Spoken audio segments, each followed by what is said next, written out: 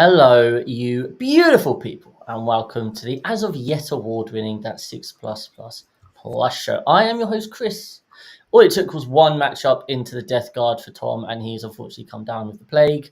So I am going to be stepping in as we take you through the roller coaster that was our weekend, because the weekend just gone was in fact the largest team event for Warhammer 40k in the history of the world, and we were incredibly fortunate to take 4 teams for the first time to such an event, and we had a lot of fun.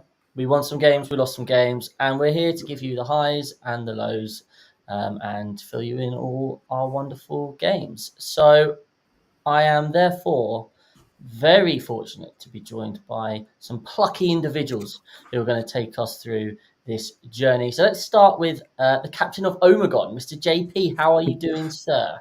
I'm very good, recovering still from the weekend. I've done a few team events before, and that has definitely been the most intense and busy weekend yet. Going back to work on Monday was an interesting proposition. I was going to say this was the first time you properly captained a team at an event. You know, you've done a lot of prep and stuff. Like, how did you find that first time stepping up to the captain's role? It's a lot more responsibility. You definitely have to shoulder a lot of the challenges, which is great. I love it. It was really enjoyable, but there's a lot more work than what you realise behind the scenes getting ready for the event, and then also when you get there, it's making sure that all the scores are in on time, making sure that everyone's, well, I'm not going to say happy with the matchup because you can never make everyone happy. But it's definitely one of those ones where it's making sure that everyone knows how much time, checking in with people, how they think they're going, start to kind of project the scores and stuff. And there's a lot more things involved than when you, like at the last event, I just kind of helped with the pairings, then played my game and moved on with my life. Whereas this one, there's a lot more involvement that you have to be doing. But it's super good fun. I loved it. Yeah, absolutely. There's a lot of responsibility, right? And I know for me personally, the buck rests with you sometimes, and you're like, oh well, if this goes wrong, actually there is a bit of, and you don't want to be letting people down, right? Yeah. It's tough. Right, excellent. So that's Omegon, JP, captain of Omegon, and then we've got Legion. Hey Rob, how's it going? Good, yeah, it was a good fun weekend. Yeah, absolutely. Was it a success? It was a success, considering I had probably the opposite captaincy. How do you say that? That's fine. As JP, because I feel like we were very underprepared. We did our matrices, but it was just a very laid back team, and it was a lot of fun. And I think we actually did really well for the prep that we did. Yeah, absolutely. And we'll get to it, but you guys had quite a spicy day one, so we'll come to that later. And then finally, making their debut, we had to come up with a 4th team name, and we thought we'd go with the Alpha Legion motif. So we had 6++ Hydra, possibly the best of all the team names. How are you doing, Alex? Doing really well, thanks. Yeah, another first time captaining as well for me. Like JP said, it's a lot more work goes into that than you kind of maybe realize initially, but I think we all had a great time. It was good experience, and yeah, so many people there. 700 people. And I think for me, it was that moment where, you know, you've been in this massive, great sports hall the whole weekend, like just filled with players, 40k players. And then there's, and it's like, oh, and the award ceremony's in the other hall. And like, I mean, I hadn't been in the other hall at all. And I just walked in, I was like, there's a sea of people here, and this is very nice. And just like, you don't really get the scale. You know, when you're at the LGT, you get the scale of the whole event, don't you? Because you can just see everyone playing. Whereas here, you just didn't realize that there were, in fact, like 700 players. I think that's something quite unique about this one as well. What it was that it did fall into 2 big halls. Yeah. Absolutely. So you had this kind of aspect of, you know, some players played in both halls and some people played in one or the other. They've already announced that the next one is they're going for 800 players. What's that, another 20 teams? Yeah. So looking for 160 team event. That's not too shabby. And I think for me, and the guys spoke about it yesterday on the lunchtime live stream, but for me, what shocked me about this event compared to like something like 2 years ago was how much more prepared everyone was, all these teams were. Like in years gone by, you go to one of these events and people would be like, we don't really know how to do pairings, or they'd have like little slips of paper they'd written on and stuff. They certainly wouldn't have a matrix. They'd just be looking at, who should we put down? And here you'd be playing against teams who, not necessarily well known, or they're just a group of friends, and they've got the laptop out with the full matrix, and you're like, and they've got all fancy, nice cards, and you're like, oh man, these guys know what they're talking about. I think that's great, right? I suspect a lot of people who have played team events do generally say 40k is the best kind of team. Sorry, is the best way to play 40k. I think I only know of one of our teammates who maybe disagrees with that, Mr. Davey. But most of 6++, they certainly love team events, and I think that's great. Really, it's the way it should be played. So more of those sort of events is great. Quickly diving into the chat. There's only two people so far who've piped up, despite how many people are watching. So we've got Pickleaxe, hello sir, and we've got Mr. Fellblade, who says he's not at the local 40k club tonight due to surgery on his elbow, so he can catch it live. Does elbow surgery stop you from playing 40k? I don't know. Doesn't stop me in BSL, does it? No. I mean, fair play to Liam. He did try to give everyone else a chance at the event by playing with literally one hand tied behind his back. Yeah, when you're that good, you'll give everyone a chance. And then we've got the Disgustingly Resilient podcast. Aidan, he's here just so he can listen to me talk about how horrible he was when I played. So I get that. Charge. Yeah, exactly. So we'll go through the first half of our event, and then we've got something very new and exciting to reveal to you all. And then we'll finish off with a bit of a debrief and the other two games after that. So it's going to be a good one. So obviously we've got this big team event. We finally picked 4 teams. It was actually really hard to work out the 4 teams this time. We've got really strong players. It's trying to work out like getting the factions balanced and all that sort of thing. That's only the player selection, but we got our team settled in, I want to say, November or December, and then it was up to teams to create their WhatsApp groups and start working out their sort of what they were going to take, etc. So JP, where did you end up? What was your roster for Omegon? Well, the nice thing about being on Omegon is that basically every time I've now played on it, and that's twice, it's just a bunch of faction specialists. Yes. So actually choosing armies is super simple because you either only own one or you only play 1 or 2, and so it does fill in quite well. So we were lucky. So the team that side of it kind of put itself together quite a lot. So I was quite lucky with the team. So I had Franco, obviously on Demons. We had Adam Gowley, who eventually joined the team. I had 2 other people on the team before. Bit of flip-flopping around, which was great. But he joined and he played Drakari. We had Paul on his Space Marines, had Connor playing the all-powerful Necron Starshatter Arsenal, and then everyone who knows me, been on Bugwatch and everything else, I'm a Tyranid one-trick main, however you want to call it. I was on my Tyranids for the event. So the nice thing about Omegon being like that is it means that you can spend a lot more time kind of trying to really nail your matrices. Because with people having that faction experience, in reality, your matrix should be even more reliable than even, say, Alfaris' one, where although you have the amazing players, they have diverged across a few more armies looking for what the most powerful one is. So it did make putting the team together super easy. In a way, it sometimes also then meant that when the matrices came through, wasn't always the most reliable because people felt that they knew the matchups. But obviously we'll get onto that later because I think it was a little bit of a downfall in some of our matchups where we just kind of struggled to get the pairings that we wanted. And I think it really shined a light on the holes in the meta that we were missing, because there was definitely one army that we had no good answers for across the 5 of us. But the rest of us gave it a good go, and there was some fantastic army lists and really innovative came out of the team. So that was really cool as well to experience. Yeah, no, absolutely. I think there's always that argument for should you take the best armies or should you take the armies which people know the best, and you guys were very much leaning into that faction specialist role, which, as you say, in theory means your matrices should be very accurate, and actually the matrix makes or breaks your matches. Alfaris have had a lot of success in punching up because we've paired better in opposition, and we've known our matrix better, and it creates a balancing act. So yeah, Legion. What was your team looking like? So we had a bit of a mix. We had 3 faction specialists and 2 people playing filthy armies. So, like you, it was very much decided. So I was on my Drukhari. Had some Harlequins mixed in this time, which was good fun. First time running that. Jack was on his Tau on kind of an all-comers list. Yep. Jack Dotty was on his AdMech again on an all-comers list, but a bit of anti-tank, anti-monster skew. A lot of breaches and robots. Then we had Lee on the brand new shiny orcs that just shot like crazy. And then we had Jamie on the new solar Custodes.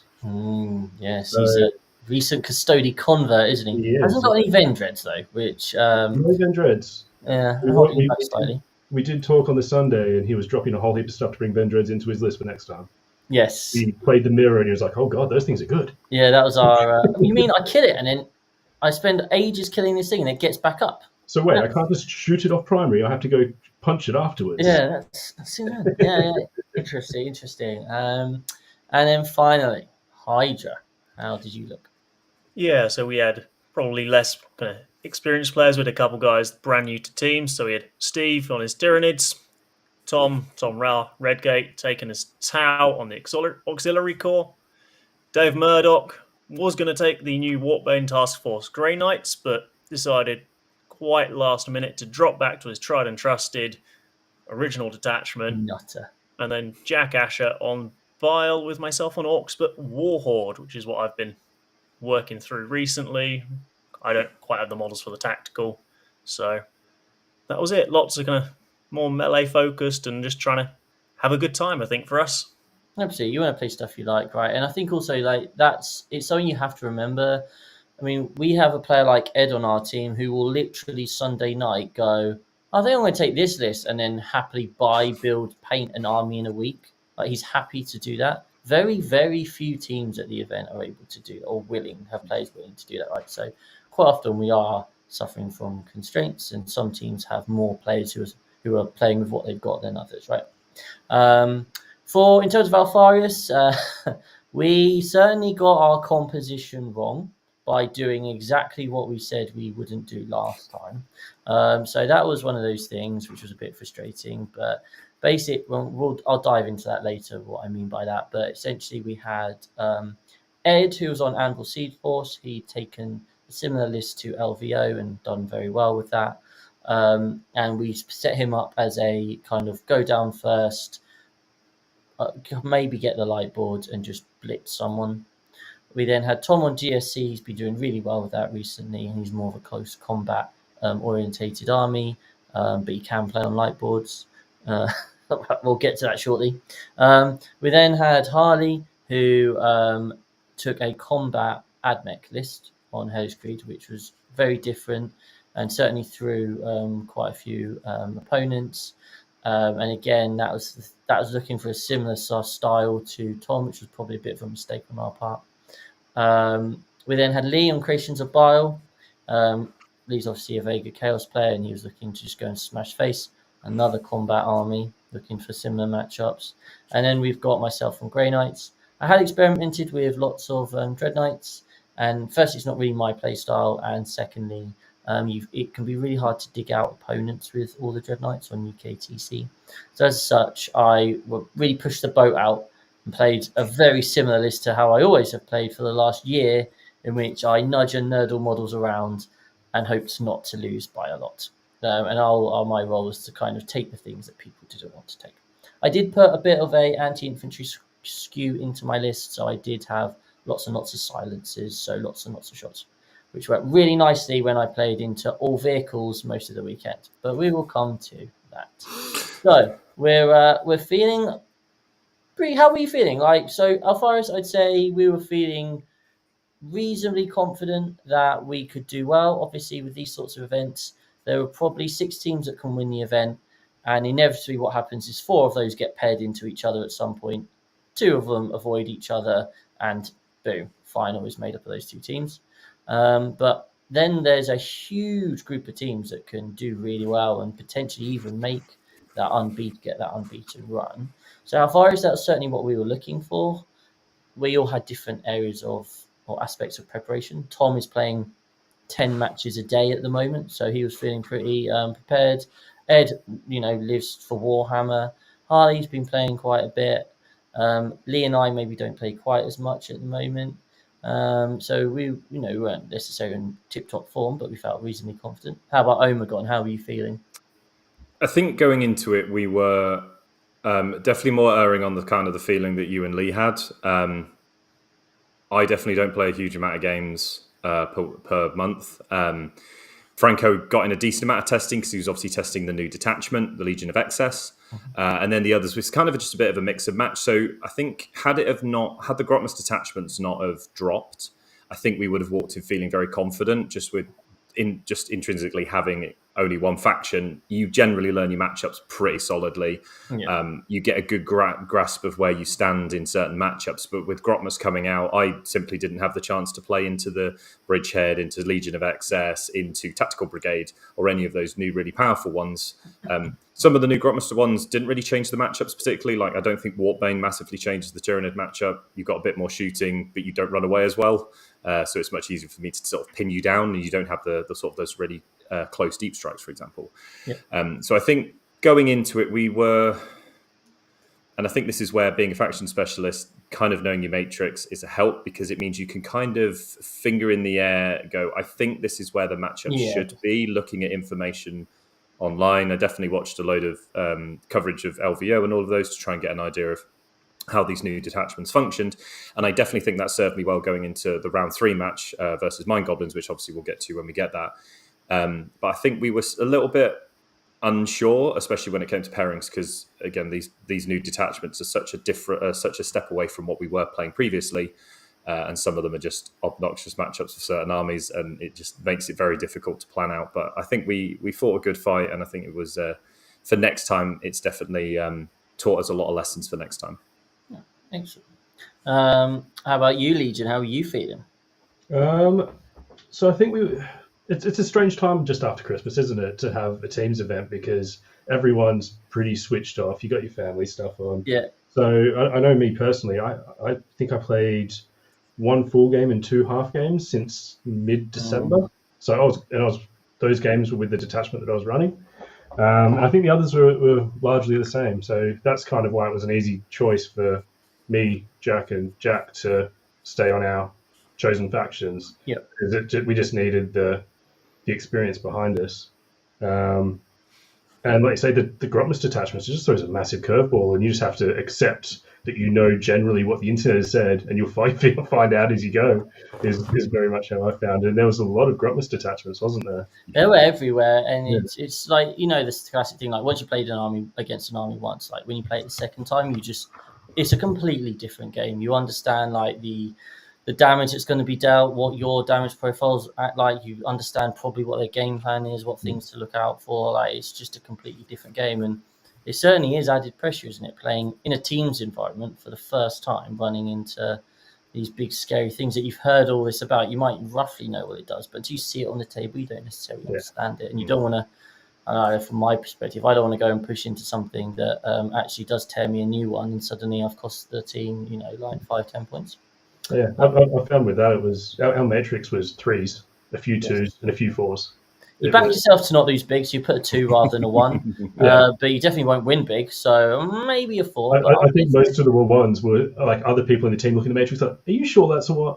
That's not a 2, not a 1? Yeah, it's definitely a bit of, no, you'll be fine, mate. You'll be fine, mate. And you're like, oh, but what if? I don't want to. And how about you, Alex? How the Hydra feeling? Yeah, certainly with Hydra, we had a big feeling of just going in with vibes. Like, we had made a matrix, but I don't think anyone had a huge amount of practice on their lists. Like, Tom had pretty much made his list since Christmas in the January period leading up to it. I've only just gone back to the Orcs as well. So we would, I think, just trying to feel it out with the matchups. And the matrix was kind of a lot like Legion, where lots of 3s and some unknowns, trying to base the game on what we knew before Grotmus. But you'd say that's well done to G-Dubs for the Grotmas detachments being playable, really, like playable but not too broken as well. Like they all felt worthwhile considering, but not necessarily Yeah, there's nothing everywhere that's for everyone. yeah, and I think considering how worried everyone was pre-Grotmus, we had that air of, oh, this could go well. I think for the most part they did a very good job. So shout out to GW. Cool. think- So the scene is set. The battle lines have been drawn. We head over to beautiful Coventry on either Friday night or Saturday morning. What a place! This time there was no dog show there, so we were able to park and things were good. So round one, Omegon. Who did you have? How did it go? So we had the greatest named team of all of Warhammer 40k that we played against in beer for the beer god. Nice. The beer was consumed early in the morning after that first round went. Yeah. Having played Ignite round one in Hemel at the last one, this was a bit different. A very different start. It's kind of one of those ones that, as a team or a player where you want to try and make a deep run into the event, it's kind of those ones they're the ones that you want to start with. Like, they're solid teams, solid players, but they don't. There isn't the experience of matching up into like someone who knows their faction inside out, and that kind of came out when they took a few matchups that afterwards they were just like, yeah, we completely misread it. So, for example, they ended up picking their Leagues of Votan player into me, and thinking that, oh, we've got all this blast, he's got all these termagants and stuff, this will be fine. And then the first time he shot at a termagant unit with his Rocket Thunderkin with all the blast weapons, he killed 7 termagants. And it was at that point they're like, okay, I understand why you like the Votan matchup. And I'm like, yes, I love this matchup. This matchup's fantastic. I really enjoy it. But really nice group of guys, really fun first round, and definitely the way you want to start a tournament. Ignite were great as well, but it's a lot more intense way to start a 5-round tournament. And this was a lot more chilled, a lot more laid out. And in the end, we ended up coming up with a big win in that. Fair props to Connor, who did a lot of bus running all weekend with Star Shatter and scored. You mean the broken Star Shatter that content creators were going wild over on special shows over? Okay. Yeah, pretty much there, that one. But fair play to Connor. I can't fault him. He was an absolute legend all weekend. Took some horrible matchups and got some decent points back in them as well. Good man. So that you won, you got 80 points in that game, right? We got, I'm just looking at it. We got 80 to 20. Yeah. Put you in fourth place if I. Yeah, we got 2 20-0s at that. 2 20-0s, 2 17-3s, and then Connor. Yeah, so we'll just run through it. So we had Franco on his Demons beat Black Templars 17-3. Yep. Adam making his debut 20-0 into Guard. What a hero. What a hero. Combined Arms Guard. That was Combined Arms. Okay. Paul with his Dark Angel 17-3 into Death Guard. JP 20-0 into Votan. You're so humble, sir. And then Connor letting the team down with losing, and it was 14-6. So well done, Connor. Excellent. So great start for Omegon. Exactly what you wanted. Eased into it nicely. How about you, Legion? Yeah, so we were up against Black Scar Gaming round one. Lovely group of chaps. This is kind of a theme that goes through our entire event. Jack Chapman is a fucking wizard, absolute wizard on pairings. I think 4 of our rounds were like, this is bad, and he just came up with a strategy, and we got rid of all of our 2s. Didn't always turn out that way, but on the scorecard at the end. But we got our predictions, and he was an absolute wizard. So we effectively led with Jack's Tau every time, with the hope of a light board or removing a light board because none of the other ones wanted it. So he either got a very good matchup, and in this one we got him into World Eaters. So a light board with that gave him a big win. The rest of us got drawish games, and that was enough to get us over the line. I think we ended with 61 points, so close, but we had it in the bag. Yeah, so 61-39. So you got Jack's Admech beating Custodes 13-7. Was that a Dreadnought list, or was it? It was a mixed list, I believe. But Jack has damage 3 absolutely everywhere, so he just picks them up as he even can. Yeah. Leeds Orcs 14-6 into Tyranids. Tau 18-2 onto World Eaters. Classic Rob 11-9 into Orcs. Nicely I done, sir. forgot how stressful the Bully Boys matchup is when they've got 2 turns of war, and my game plan is to move block for 2 turns and then try. That was a great game. And Jamie carried on his fine form with Custodes by losing 5-15 to Imperial Knights. Yeah, about 45 minutes into the round, he just looked at me and goes, "I put everything out and bounced." Oh no! That sounds really unlike Jamie East. I'm surprised that he has done that move. Interesting. Okay, so whilst you two had, maybe some reasonable round ones, Hydra maybe didn't quite get so lucky. Maybe not. Like with 4 teams, there was always going to be one of us that might have hit somebody a bit tougher. That was kind of probably looking for that Alfarius. Could we squeak a 5-0 out of it? So Hydra hit the Carnage team, which you'll probably have heard of. They're quite good at Warhammer. Yep. So yeah, going into this one, we had concerns, but I think after pairings, if everything went perfectly, we could have got bottom end of a draw. Okay. Unfortunately, what actually happened was everybody lost. Okay. Every single game. Yep. I see that. So starting off with kind of the theme of Steve on his nids goes down as defender, and in this case, we took out the GSC from the Matrix. Just nobody wanted to play Host of Ascension anywhere at all. We got then Tom with his Tau into the Orc tactical list, which we were happy with. That was his goal for the kind of list, was to take that sort of thing on. Okay. Jax Bile hit an invasion fleet. I hit T-Suns, and then Dave Murdoch hit all the Wolf and Space Wolves. That's fun. And lots of things didn't go well, basically. So we ended up with a 24-26 loss, but really a lot of learning and just figuring things out, ready for the rest of the event. So it was good in many ways, just gets the loss out of the way, calms everyone down, get used to the process, and we'll build up from there. Absolutely. No, 100%. So for Alfarius, we got drawn into Mega Jebs, who, again, not someone we'd particularly heard of, but, they came really well prepared, and this became a theme. We looked at the Matrix, we looked at their lists, and we went, who the hell wants to play against Death Guard? Because out of nowhere, Death Guard was suddenly the menace of everywhere. And we were like, well, how do we deal with Death Guard? It's either this list had 18 Death Shroud and a lot of vehicles and was just built to play into combat armies. Later on, it was like lots and lots of Death Guard vehicles, and no one wanted to play Death Guard. So our pairings process actually centered around trying to give the Death Guard either me or Ed, because Ed was a win into it. I don't have a great matrix in terms of I can't really get big wins, so I'll try and take the Death Guard for the team and hopefully keep it close. And because of that, we therefore led with Tom.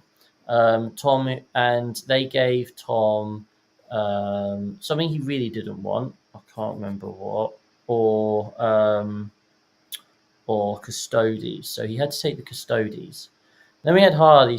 Harley was into Tau. I was like, no, I can't play Tau on the light board, guys. I can't play Tau on the light board. So Tom's like looking at this board, or this Custody board, and going, well, I really don't want to play Custodes on this. Like, this is horrendous. And Harley's like, yeah, but I can't play Tau on the light board. He absolutely could have, because the Tau was auxiliary cadre and had only a few guns. But hey, we live and learn. Did Tom get a strop? Hard to say. I couldn't confirm or deny that on the internet. But these things happen. But anyway, Tom basically on the board was 0, was his prediction. And so we were playing around that, which isn't necessarily how you want to be starting your first round at a tournament. You want to do well at feeling that you're 20-0 down already. But things did improve, thankfully. Ed Watts did Ed Watt things and took down the guards 20-0. Harley managed to fight through all the guns which weren't really there to win 13-7. Lee massacred some poor GSC 19-1. I played into Jay I had a really great time into J. It was a really hard game. I just had to nudge and nurdle and try and delay 18 Death Shrouds sat across the middle of the board for as long as possible. And this was definitely a clear case of better to be lucky than good, because I think top of turn 3, bottom of turn 2 or something, he lit up 5 Strike Marines in his backfield with 2 Predator Destructors and a Myphitic Blight Hauler, and killed 3 Strike Marines, which, for those who don't know the maths, is pretty much impossible to do that badly. I got my loaded dice out and just started rolling a lot of 6s. And what that actually ended up to quite a lot of primary swings, as these 2 bloody Strike Marines just went onto his home field and just refused to carry on dying and stuff. So sorry, Jay. I know you're in the chat, but it was a pleasure to play again. Hopefully your weekend went well. So I won that one 11-9. And then Tom's opponent, I think he said, got to the midboard, sat there really happy, and then kind of was happy to take what he had rather than push on through to Tom's home field, which meant Tom was able to eke out 7 points. So it finished 70-30 to us, but it was a lovely game. It was a tough first game, but as you say, JP, it's those sort of games where it gets you going, you really having to work hard, and that's what you want. You want to be hitting form, don't you, as you hit round 2. So, round 2. How did it go, JP? Well, let's just say round 2 began the beginning of the end for Omegon. We'd had our nice first round, and then we started our first descent into madness and the chaos of what is the top teams of Warhammer 40k at the team event. And I still think we acquitted ourselves pretty well. Definitely, this round was the one that stood out as like the one we best acquitted ourselves. So we ran into Dead Red Gaming. And for those of you who don't know who Dead Red Gaming are, they're a group of very solid players, including Mark Crumbleholm and Greg Chamberlain, who are both, I believe, this year applying for the England WTC team, who are both incredible players. So, yeah, that's fun. Basically, Mark Crumbleholm is definitely one of, if not the best Necron player in the country, and definitely one of the best players in the world. And I would never want to sit across the table from him when he's on Necrons, because that man is an absolute demon with that army. So, pairings, we've actually, in hindsight, went pretty well. We ended up pulling some matchups that I think we didn't expect to get. So, they were gunning the Slanesh matchup into my Tyranids. Mostly because Greg Chamberlain is a Tyranid player, and his belief was that I didn't have enough firepower to lift them off the board. Now, the benefit of this matchup was that we played it on third foe, which normally is really bad for Tyranids. But when your opponent puts their army in front of you, it actually doesn't turn out so bad. And actually, 20 Termagants does a lot of damage to stuff when it has a lethal hit with pistols, and a lot of devastating wounds. So I was lucky that Greg's cards were pretty diabolical. Kind of offset my fairly diabolical dice rolls, but there were some very fun moments, such as when one of his Keepers of Secrets fell back from combat with my Termagant unit and took 8 wounds on Overwatch, put it down to 1, and they got punched in the face by a Hive Guard, which was funny. Hive Guard OP.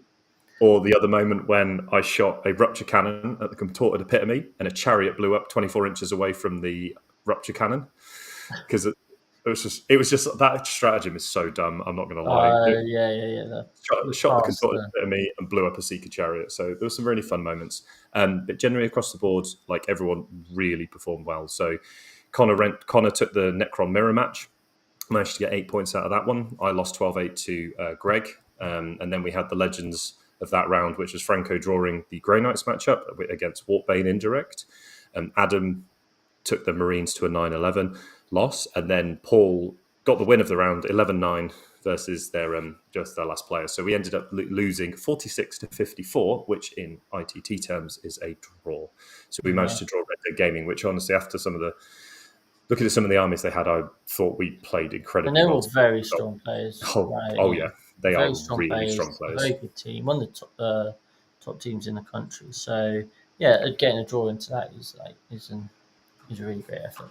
And the interesting thing with it, before you move on, was I got the 8 points by 1 point, which meant it was 1 point that they lost 1 point to then draw the round by 1 point, because it was that close on the money, because it was 46. So I felt really bad for them, but it was like, we got to draw it out. Did you? Yeah. I mean, yeah. I'm sure afterwards they felt bad. Oh, yeah.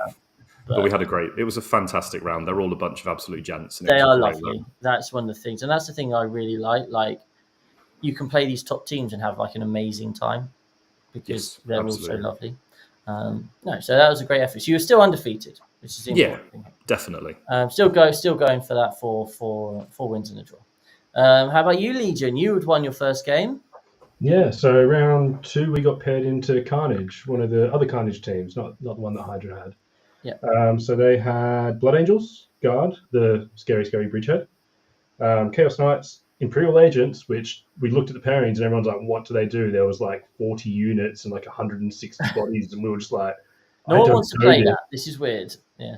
But luckily, Mr. Dotty went, oh, I kind of know all their tricks, so he just pinned himself into playing that. Okay. And then Custodies with just Dreads. I think it was like 10 or 11 vehicles or something stupid. Yeah, so again, we Purge of Foe changes things hugely. Looking at the Matrix, I think all of us had 2 pairings that we really didn't want. Jack worked his magic. I managed to remove the Guard because on Purge the Foe, it's actually a good matchup. Yeah. Purge is such a change, isn't it, for things? Yeah, so I managed to effectively screen the entire board, and it's a hell of a drug having advance and charge and ignore Overwatch against Bridgehead. So yeah, I think I picked up 3 of his scary bricks in one turn, which was good fun. Spot. Yeah, and what else do we have? Jamie played out of his skin to get a 14 out of Blood Angels with his Custodies, which is not an easy matchup. No, yeah, that's a great effort. Yeah, and Lee got to try to see what Tactical did against Custodies, and it kills them, but not quite quick enough. Was the answer. But yeah, it was a really good round. Jack killed a whole heap of just humans, little humans. It was really fun, but it's Purge the Foe just changes your matrices so much, doesn't it? It's something you really have to be aware of. It's like Tom was saying, like, I can't win. Like, I'm not going to win this. Or it kind of, if you have like a 1, 2, 3, 4, 5, 6 system, kind of like it can push you up 1 or down 1, just depending entirely on whether you've brought a horde or not, right? And if you find out, oh, everyone's gone first. Oh God. Yeah, exactly. Yeah, the message goes down the line. I've gone first. So have you. So have you. Shit. Yeah, no, it's good round, good fun opponents, and yeah, we did really well, and I think it was just our pairings that got us through this one. So we ended up winning with a 58, so it was very close. Yeah, that's a narrow win, but you're now 2-0. 2-0, yeah. On that roll for Legion. In the scary bracket. Oh yeah, baby. And how about you, Hydra? Not the ideal first round, so round 2, sorry, did it improve? It definitely couldn't have got too much worse. Okay. So we hit on round 2 one of the numerous Black Crow teams in Crow 99. Yeah. There was a lot of Black Crow out there. Yes.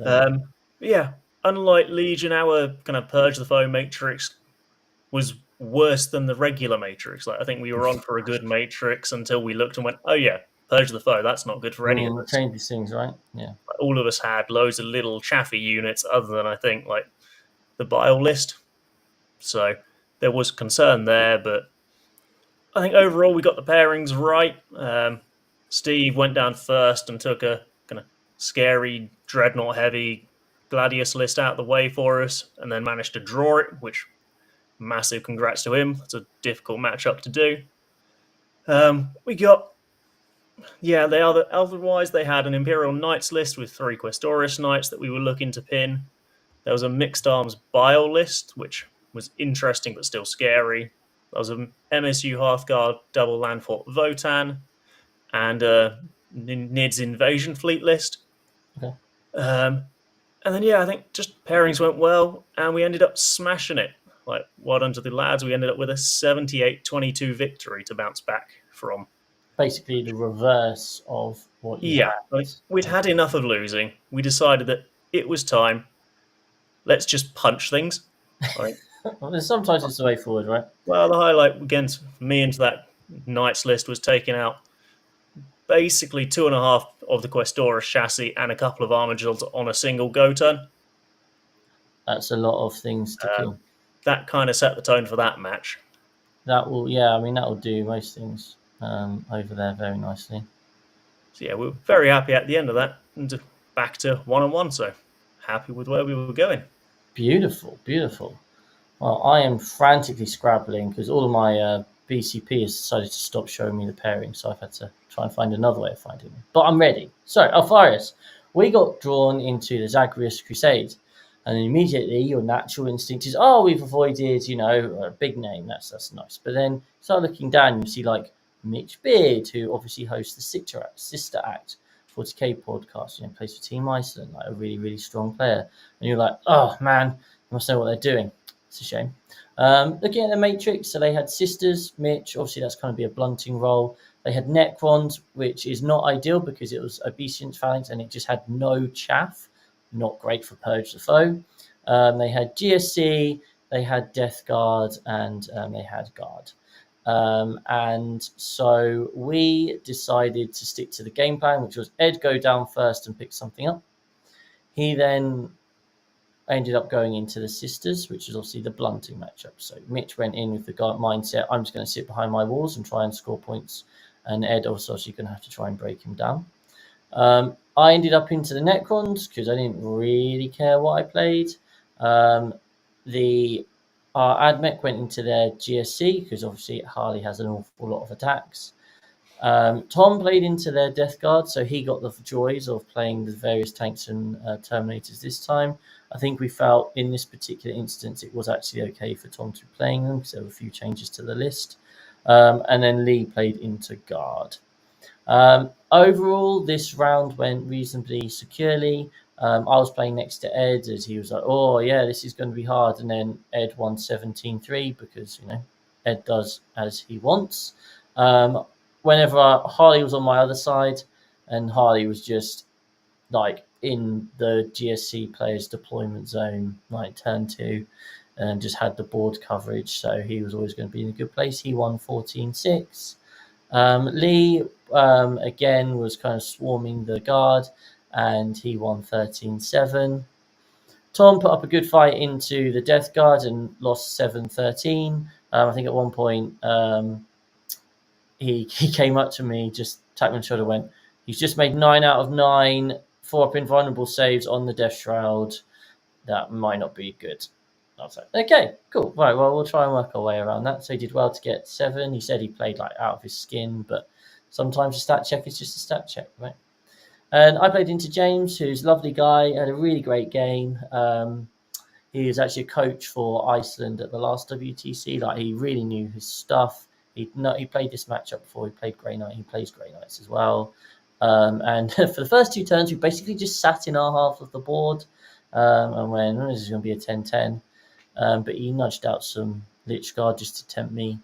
And I was like, I'm going to send my Terminators down this flank and see what happens. And I killed 7 out of 10 Lich Guard, which was a shame because obviously they then all grew back. And then turn 3, he ended up with a big block of Lich Guard in the middle of the board. And I went, cool, it's time to put 3 Dread Knights, 2 Purgation squads with silencers, some other shooting. That'll easily clear it. And at the end of my shooting phase, there was 1 Lich Guard left. And it then started resurrecting I was sad because that was a bit of a point swing. That was like hold moors and all those sorts of things, which was quite annoying. But it was a lovely game, and he ended up winning 13-7. However, we were able, thankfully, to claim the round quite comfortably in the end. I say that's a complete lie. It was actually 58-42, so it wasn't that comfortable at all. Now I remember actually what was happening was they were like, Chris, you just need 4. We just need 4 to get the win. And I'm like looking at my screen and I'm like, I'm 30 points behind. Oh no. Because what happened was my brain had stopped doing maths. I was actually only 20 points behind at the time. But I was just panicking because I was like, oh my word, we're not going to win this round. So full credit to those guys. They were good players. They were, again, a lovely team. But we had one and we too were 2-0 and just hoping for one final nice matchup. But who would we get? Well, we'll find out later because now Omegon. How was you? So you've just played Dead Red. You scraped through it. You're feeling like, well, guys, we've shown that we're a good team. Now the pairing gods will be nice to us, and they'll give us a nice round so we can finish the day undefeated. And that's what happened, isn't it, JP? Yeah, pretty much.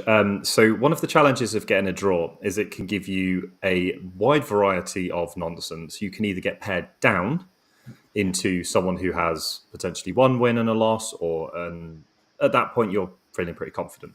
Or conversely, you can pair against someone who has a win and a draw as well, in which case you should be on a similar level. Or you get the worst case scenario where you get paired to a no Mind Goblins main team that then proceeds to go on and win the event, which was That did fantastic. happen, yes. That team was stacked, to say the least. Johnny Simmons, Dom Maidlow, Louis Ballington, Tom Green and Eddie Chatter are some damn good players. And they didn't half bring some broken army lists as well. They had Bridgehead and Tactical Brigade. And so they had Tactical Brigade Orcs. They had Leagues of Votan, which definitely wanted to avoid my army. Admech in the hands of Johnny Simmons. Doesn't matter how good or bad Admech are in that man's hands, that army is incredible. You had Louis, who was on it was Liberator Assault Group. I believe it was Liberator Assault Group Blood Angels, but it was just tanks. It was just this wild list. It was fantastic. It was like triple Tech Marine, a pile of tanks, loads of assault intercessors, and just tried to shoot you off the board and then pick up what was left with the other rest. So when we were getting ready to pair up for this match, it was kind of like, right, okay, so they've got Tactical Brigade, they've got Bridgehead Strike. So these are the two ones that it's like, okay, this is the biggest worry because they are, in essence, the most broken detachments of the ones they had. So it was like, okay, who's going to go into what? This was where, like I said at the beginning, we kind of ran into our first problem, is that we looked through all our lists and we realised that we actually didn't have a good answer to Tactical Brigade outside of potentially my list. And one of the things that we did find is that a lot of that my list was really good at blunting some of the more broken, powerful armies, but we didn't then have another one if they say had, for example, two. So unfortunately, Connor ended up running under the Green Tactical Brigade bus, and it just didn't go very well. And I ended up picking up Dom Maidlow's Bridgehead, which going into it, you think it's really bad, but then I actually worked out as we started to play the game, and I think had I have known the matchup better, I probably could have actually pushed and got a win. But to take Bridgehead to a draw, I was really happy with the result. I was kind of really worried about it on my matrix with that list. But when your opponent's having to deep strike the 15-man Scion bomb to kill 20 Termagants, you kind of realise that maybe your army does pair up quite well into what they're trying to do. Bridgehead is very, very good. A little bit scared of what it's going to do with the new codex, but I definitely felt that was kind of one. I did get a small individual win, but it didn't matter too much for the draw. And then kind of across the board, just not great matchups. I think this is where we kind of first found our pairings our matrix had kind of let us down slightly. Franco ended up taking a 17-3 loss to Johnny. Obviously, Connor unfortunately had a bad run in, and then Paul wasn't able to come through against Leagues of Votan, and we ended up losing 71-29 to the obviously eventual winners of the tournament. Is definitely nothing to feel bad about, but it definitely raised a few issues that didn't necessarily come up again, but it was something that in the future, I definitely think we all learned a lot about how we need to kind of approach putting armies together, that you do really need to try and cover everything to a greater or lesser extent, so you don't then get those 20-0 blowouts that make it much harder to draw or win around. No, I think now that the meta is reasonably close, let's say, if you have a 20-0 blowout, it can often just be the death knell, right? It's just you can't recover from that, and it's brutal when that happens. And we certainly found, with our comp, we had Ed, who was designed to go down and play first. But also the thing was Ed could play everything. Like his matrix was obscene. It was just big win into it was like a 14-15 win into literally every army we played against. And in the pairings process, you don't want to put that down first. You want to hold on to that to try and mitigate something. You don't want the opponent to be able to just feed it two things. But we ended up just being like, well, actually, we'll just stick it down first and hope they give him something that we can take off the table. We definitely got that wrong. You need two good shooting armies. One that can play into lots of things and one that's going. So in our case, if we'd had a very good shooting army to go down first and then held Ed back, that would have put us in a much better place. than we actually were. So I totally get that. But hey, well done, Mind Goblins. Great work, guys. Doing the best UKTC team last year. They're consistently right near the top of the ITT events. So our Forest will get to play one day, and we'll show you how it's done. It's fun. Cool, right? Legion. How was your round 3? You're undefeated at the moment. Undefeated. We drew Team Hivemind, who we all went, Team Hivemind, we know them, but we don't know them. We're all like, we know what their shirt looks like. Yes. So there's a couple of there's faces in there that we just see at every event. But yeah, this was a lesson for us in getting your matrix completely wrong. So, Okay. Yeah. As an example of where it started, we looked at it. There was a GSC list with 30 aberrants, and we're talking about like, who wants this? And Jack's like, it's okay. Aberrants are 2 wounds a pop. I was like, yeah, aberrants are 2 wounds a pop. Your damage 3 is going to be great. They're 3 wounds with a 5 up field, no pain. So instead of having 1 shot going through to kill them, it's 2, which halves his output. We're like, okay, so that was the first mistake.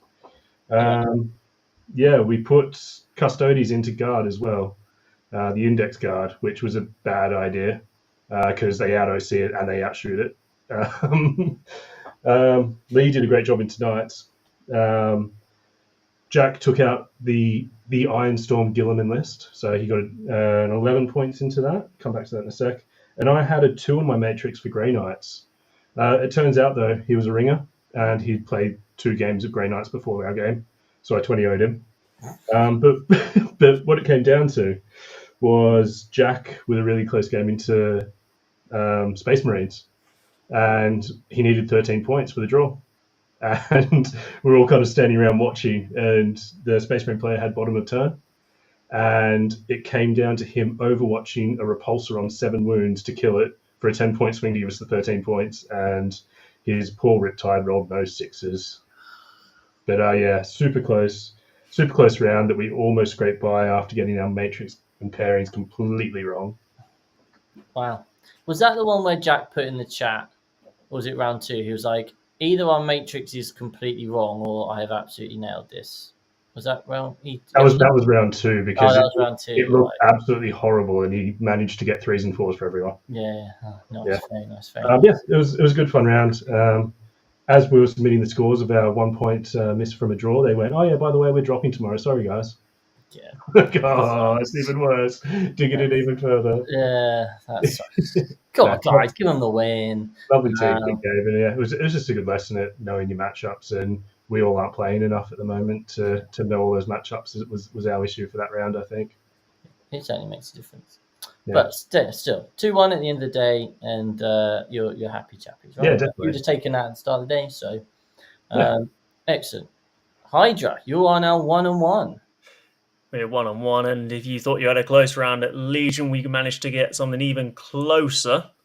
But yeah, I think we got into the Beer Hammer team, who had not been on the beers. They weren't on the floor yet, so that was a disappointment. Yeah. And actually, they were a nice bunch of lads, decent set of players. Our matrix didn't look great going into it. Black Templars with Helbrecht from Aldous, the 2x20 Crusaders, which just does a job if you're not prepared for it. Yeah. But Dave played into Jamie, which was a Grey Knight versus Grey Knight, new detachment versus old detachment. Kind of more of a grudge match was how that ended up being in the pairings. Was like, they put it down. I was like, sod it, Dave, go. Do more than get 10, 12 points. And he got the 12, which was nice. I ran into an infiltrate heavy AdMech list and had kind of misread it. I thought it was probably going to be good for me to run through him, and it wasn't the case, but managed to squeeze 8 points out of it. Jack CSM Bile ran into a Penitent Host Sisters list. That's interesting. Which was interesting, and we had it down in the Matrix as probably a good win for the Bile. We just thought that they ran straight through the Sisters. Like, there's no toughness there. He's fast, but actually that was something that we did get wrong, and he went down 14-6 to that. But hero of the round was Tom, who managed to put a 16-4 win into the Custodies. But what, is it a Dreadnought list? I think it was a Dreadnought list with like some Warden backup.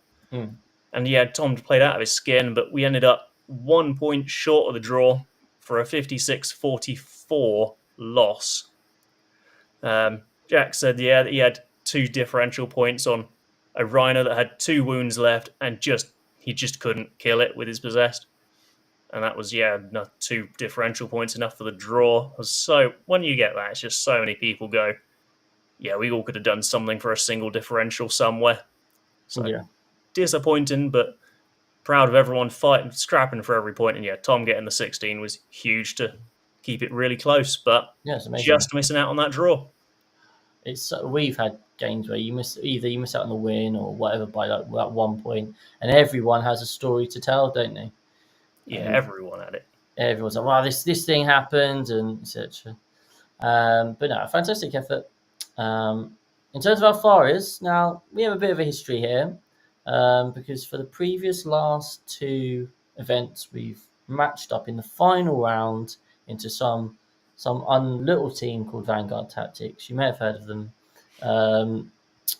They're kind of our little brothers, is how I kind of see it. And we've run into them in the final round for the last 2 events. The first time we had a narrow loss. Last time we had a winning draw. And this time they had quite the team, I would say. They certainly had a very strong team there.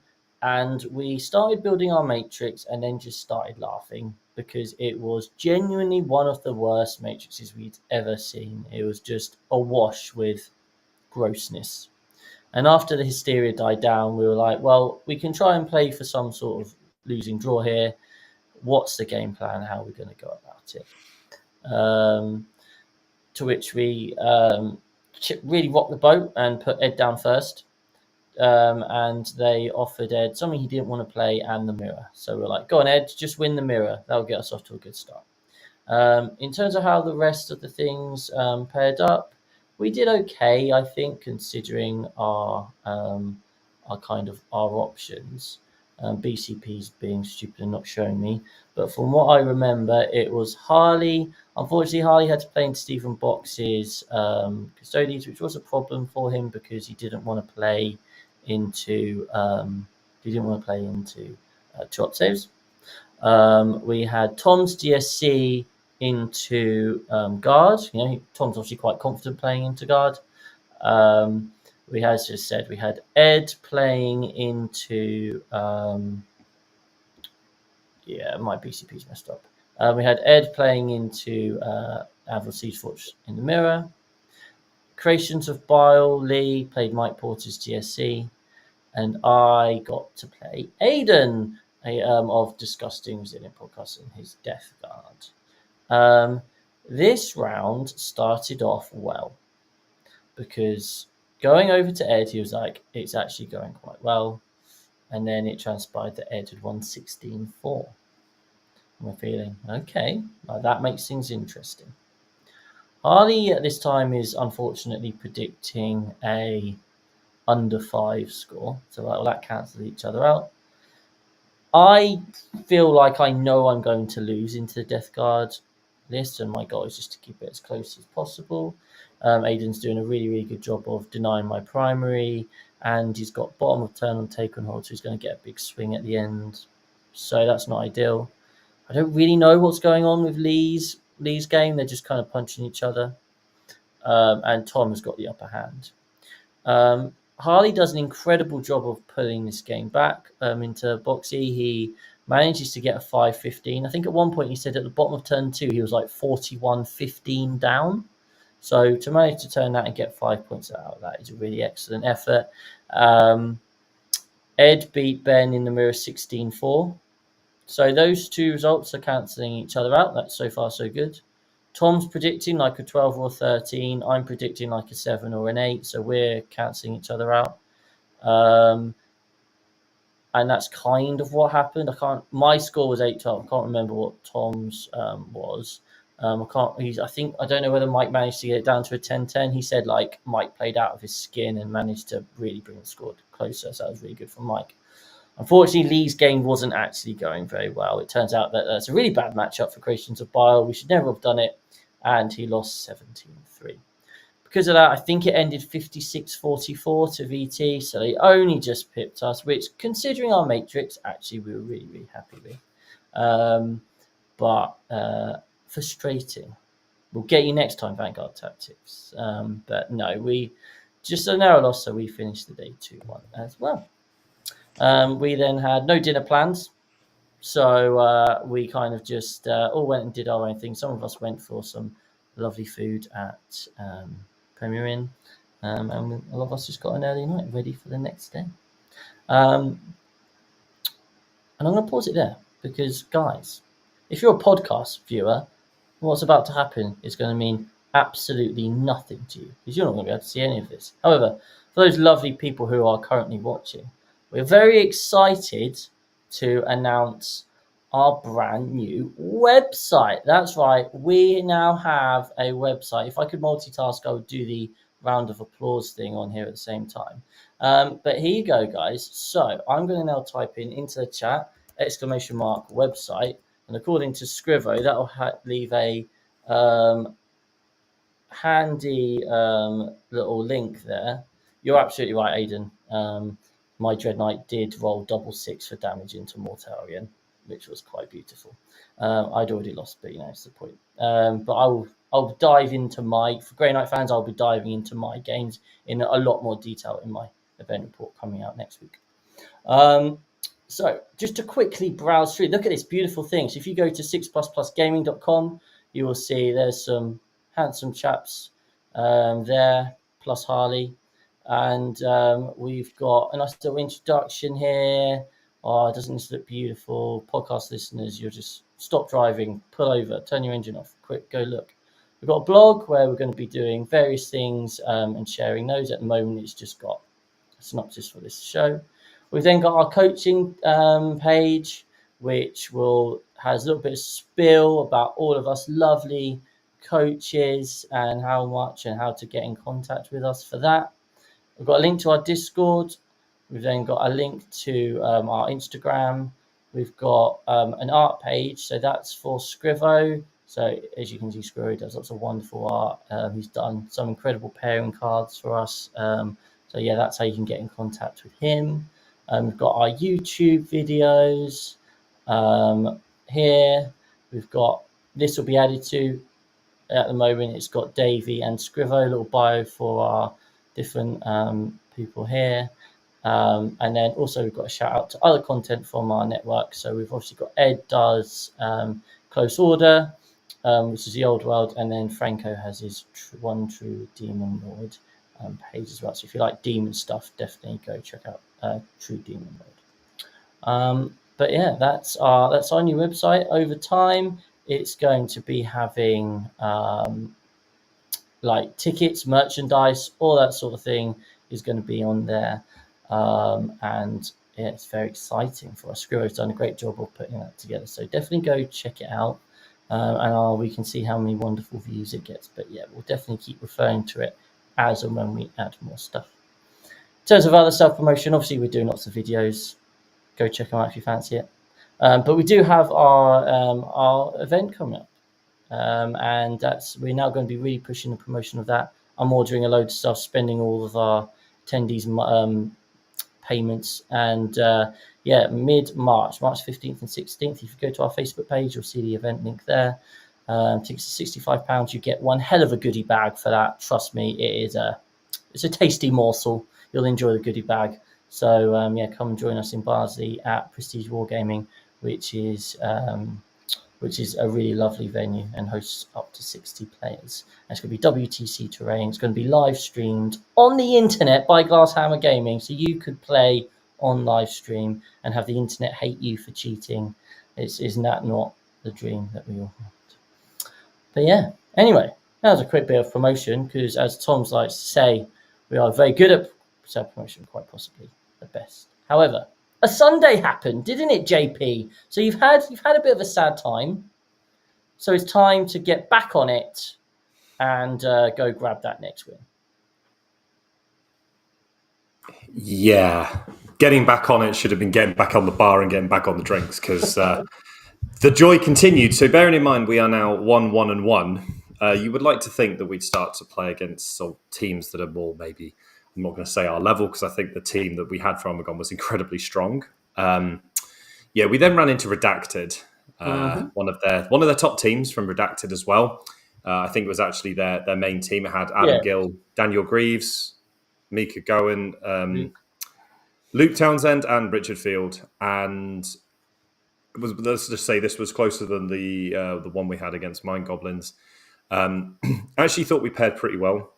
Most people got what they wanted. I got the Star Shatter Arsenal matchup, which had no enigmatic disintegrators. So, killing 80 term against with -1 to hit and they just regrow is incredibly difficult when you only have one activation to shoot at a unit before it disappears back behind a wall. Yep. This is literally the bread and butter of my Tyranid list. I love playing against these gunline armies that just can't play the game against me, and I ended up running out of a massive 18-2 win into that one. Connor had a great game, took on Eldari and won 11-9. And this was Burden of Trust missions. This is actually quite hard to play into the middle of the board when there's lots of damage going around. Yeah. Unfortunately for our other fair fighters, it didn't go quite as well. And I do think Franco got the shortest end of the straw. So when we paired it up, we were looking at board choice. And there were probably two things in the tournament that I really learned. So one was the tactical brigade issue. So one was making sure you have coverage across the lists for the best things and try not to miss too many of them. But the other one is understanding terrain layout. And this is something that I've literally never come across until this round and at the end of it. So Slaanesh Demons into Wartbane Task Force Grey Knights. You think should be okay. This should be a decent matchup. And talking to Luke afterwards, we had a really, really good chat about the whole round. This was probably the one mistake we made, which kind of cost us a lot in it. But basically, normally the matchup's kind of a draw, 11-9 maximum. Apart from, we had the choice of board, and we went, okay, well, we'll pick the heavy board because you can then stage up and get going. What we didn't realise is on Search and Destroy, when you're playing in table quarters, by going on the heavy board on UKTC, it pushes the two small L's slightly further into the middle of the board. And all of a sudden, it brings up this ridiculous line of sight line from your deployment zone to the top left corner of the board, which doesn't exist on any other board type. And it doesn't exist on normal UKTC. Didn't know it was a thing. Franco then got lifted very quickly because the indirect he dropped a Dread Knight in the corner. Well, he actually did it with a 5-man interceptor unit, and then the indirect can start shooting into the deployment zone. Not possible on any other version. Had we just taken a standard board, probably turns up a draw, and we can actually draw the round. And it was one of those things that literally no one had ever thought of. And it's something I think you have to have a lot of experience playing on those UKTC heavy and light boards, which we generally don't get playing singles. And it didn't. I'm not going to say it cost us anything because it's just something that you can't play around or plan around. But it was just one of those ones where you look back and you go, "Wow, there are so many more things to think about than first comes to mind." Like normally it's just right matrix pairings. Are you happy with what you've got? Also, by the way, you need to make sure your board doesn't have ridiculous sightlines that will come up in the middle of a game. So it was just a huge learning experience. And I mean, they were a fantastic set of opponents, lovely group of guys. I would say across the board, even though we played three incredibly top teams, like we had no bad games. They were all fantastic opponents. They were all really good fun. And then unfortunately for Adam, he played Burden of Trust, has a strategy for it, picked a secret mission, didn't read this. We then realised that the secret mission hadn't been read properly, and it went from a 13, 14 point to an 18-2 loss. So it was just kind of one of those ones of do remember, read your secret mission cards if you're going to do them. But the guys were great. They took the lumps, they took the unfortunate lumps, and we actually had a really lovely round. And unfortunately, we ended up losing to put us 1-1-2. But another fantastic round and a huge amount of information gained for the next ITT event. I think that point about the terrain is really interesting because most teams go to this event with an idea that we're going to put something down first that is happy to play the light boards because there's a 50-50 chance that you might well have to. And you look at the light boards and you go, oh, okay, wow, this looks really open. You pay attention to that. You don't actually pay attention to heavy board because you make the assumption that that just means it's going to be denser or thicker or harder to get lines of sight on. Everyone makes that assumption. Actually, there were multiple times where the heavy board is actually bad. So, for example, I think it's Crucible, the diagonal one. It actually pushes the natural expansion objective backwards because it's saying, "Oh, look, you can hide. It's harder to reach you, so you're safer." That's their definition of heavy. Whereas most people are, "Oh, I want a heavy board so I can stage and attack better." So it's this opposite thing. And so Lee was like, I think we just put him on it just for shits and giggles round one. And afterwards he was like, don't put me on it again because actually it's really far for me to go. So yeah, I think definitely do pay attention to the heavy boards on UKTC guys, especially when you're prepping. You just put yourself on the middle board, don't you? Or maybe the light one to see what it's like. Jack definitely had that for us with his bile, that actually there was a few missions where he wanted, even with this melee army, the light board over the heavy. Like just that distance to cover was preferable to stand in the open than the closed objective. Which is crazy, right? Yeah. It's crazy. A heavy board should be one which is designed to kind of do what the close combat armies want to do. Yeah, and bizarrely, that's what I had against Star Shatter. They took the Tyranid matchup with Star Shatter, put it on the light board. I could barely shoot any of my army because it is a much more conventional table, and like those ones on the edge just don't matter when you've got so much stuff. No. And it is, I agree, like the heavy board is secretly a light board. It's a weird board. I don't know. Yeah, it's as I said. I think it's just think of it as a defensive board. Perhaps is maybe a way to think about that. Unless you're Franco, in which case, good luck defending. Shout out to Alex Jappa, who's just become a member. My hero. Thank you very much, Alex. We are very close to 100 members. Last time I checked, we were on 93 maybe. So this might be our 94th member. Nearly 100 members, guys. The dreams of playing Warhammer on a yacht are becoming more and more likely. And Ed in the chat says, never heard of a terrain set described as dense and thick. I've got many things I could reply to that, but I'm going to be kind. Legion, you had a great day one, and you were ready to fire off. It sounds like it hasn't gone well for Omegon, but it's fine because it went well for you, didn't it, guys? Well, the chat was going off on, we got paired on Saturday night. I think everyone else was a bit closer than me and Jack. So they were all chilled and all messaging, late at night saying, this looks all right. None of these look scary. All we need to do is protect two of the other guys' lists, and we're going to be absolutely fine. So we're against Auto Hispanicus, who, it turns out, are a bunch of really fucking good players.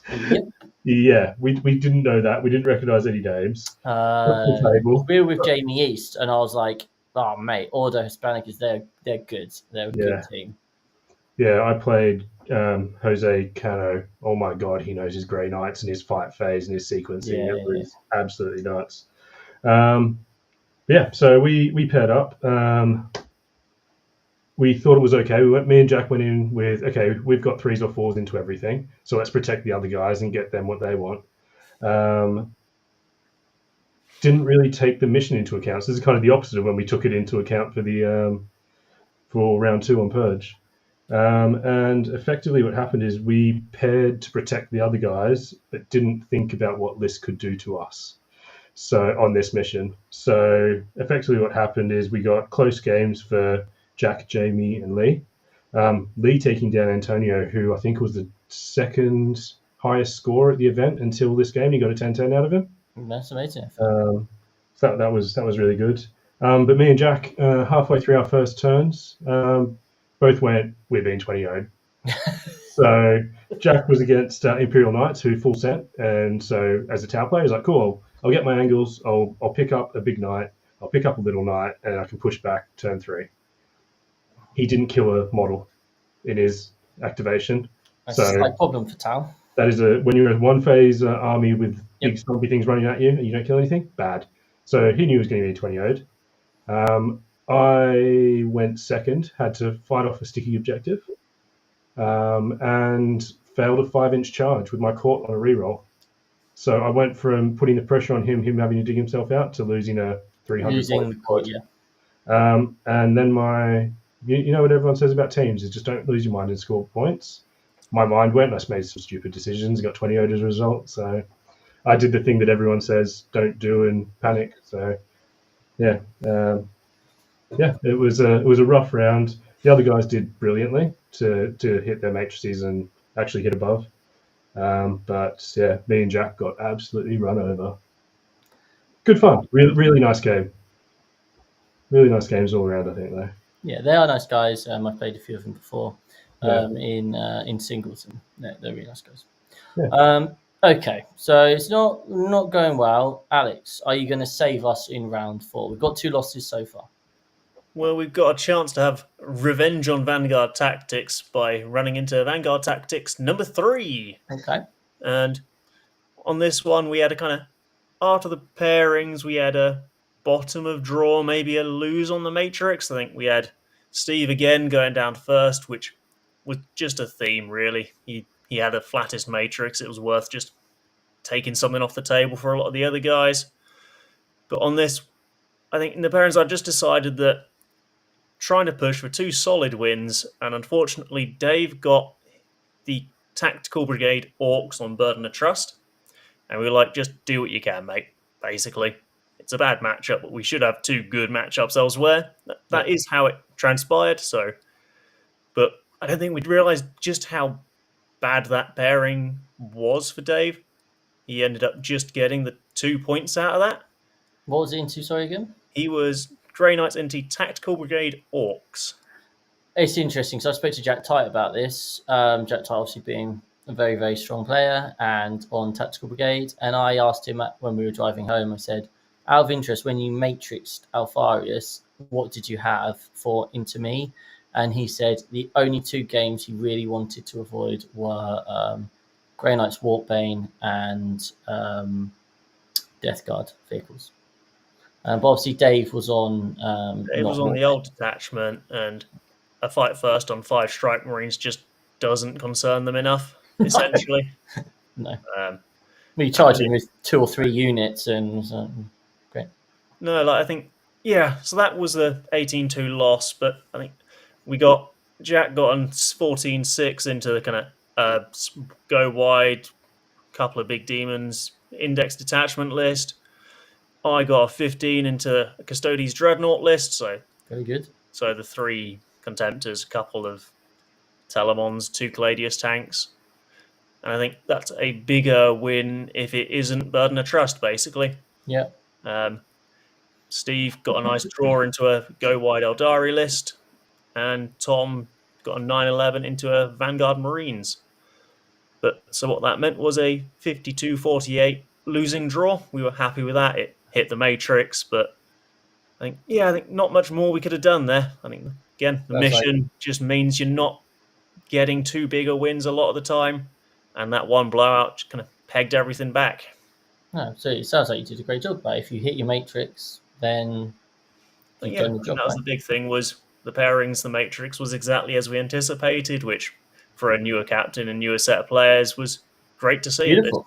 Yeah, very happy with that. Excellent. Shout out to Mr. Fellblade, who's also just become a member. Man, I bet there are a lot of jealous people in this chat right now wishing they too were members. So Mr. Fellblade said something about coaching with his GSE. You'd want to hit Tom up for that one. Yeah, so if you drop Tom a message, Lowest of Men, on our Discord, he would definitely look after you. He loves his coaching. He's got lots of clients at the moment. He's working with lots of people. GSE is his main on, so he will definitely help you out, sir. I can guarantee you'll come a long way. As for Alfarius, we got to play our dear friend Trash Wargaming. Obviously, Ben Pierce comes on this quite often on the show, and I'll be honest, our matrix looked pretty good into them. They had Ed's Wraith and Night list for Eldari. They had Thousand Suns, they had Bile, they had Guard, and they had Leagues of Votan. For me personally, I was like, well, as long as I don't play Thousand Suns, because I can't beat that. And I don't really want to play Bile, because I think they just run at me and catch me. Other than that, I'll play whatever, and you guys, based off the Matrix, can beat anything anyway. So They led with Alex with the Thousand Suns. We led with Ed and paired accordingly, and it all worked out quite nicely for us. So Ed finished quite quickly into the Votan, we should probably say. To put in perspective, Ed with some Desolation Marines one shot a Sagittar. So as soon as that sort of thing is happening, you know the Votan are going to have a bad day. I was on like turn 2, looked across, and the Marines were everywhere, and the Votan were pinned in their own deployment zone. Tom played into Alex on his CSM. Sounds like Alex went like really aggressive turn 1. It didn't quite come off, and Tom was able to counterattack to win 18-2. Lee played into Ben Pierce's Eldar, which is a pretty horrendous matchup for the Eldari. Lee was just over there so quickly. Poor Ben. And that was a 20-0. Harley and Alex had a really great game. Harley had bottom of turn on Burden of Trust, which is obviously a big advantage. So Harley was able to squeak out an 11-9 win. Then I played into Josh's Bridgehead. Now, I think this is a really interesting one because Bridgehead obviously have a huge reputation for being terrifying. I played them twice now, and I don't know, like, in my experience, they drop down, they shoot something, it dies, and then they lose that infantry unit. So I think it actually, obviously depends on how you build the list, but I think it does require a lot of getting things right in terms of the orders, not the actual orders, but like the order of operations and putting things and applying pressure at the right time and getting it in a very concentrated effort.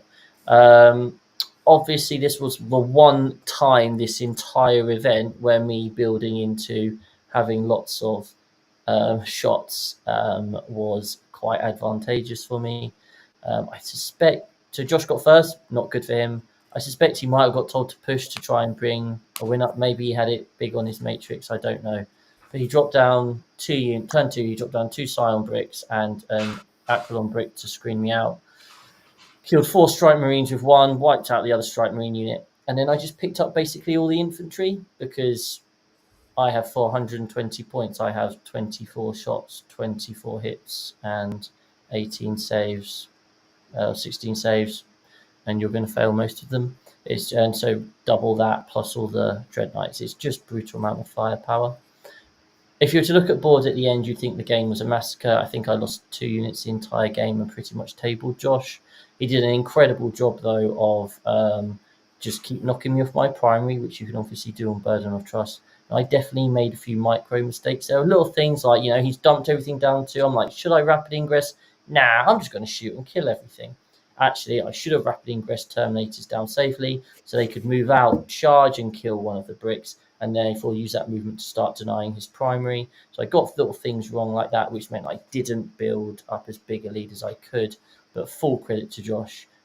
He played out of his skin to keep that game as close, especially when he knew that things were going badly elsewhere. It can be quite easy just to go, oh, fuck it. But actually he didn't, and he did a great job. So that was a really good game. But it did end 80-20 to us. So it was quite a comprehensive win in the end. It's round 5. It's the final one. We're all playing for something. Oh my god, you're playing for pride at this point, really. So what did you get? We're at this point playing for bang averageness.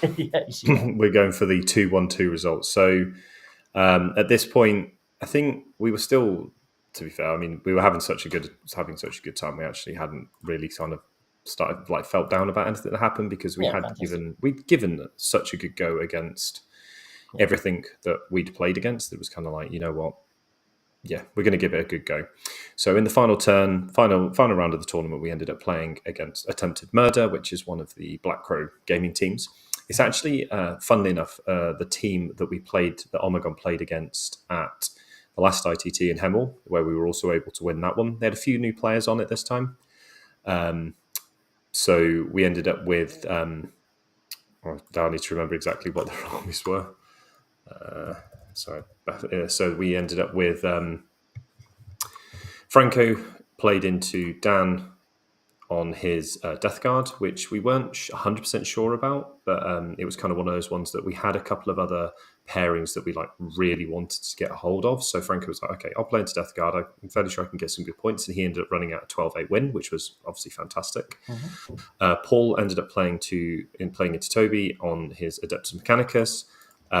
It was similar to Harley's, that it was a combat Hollow Creed list.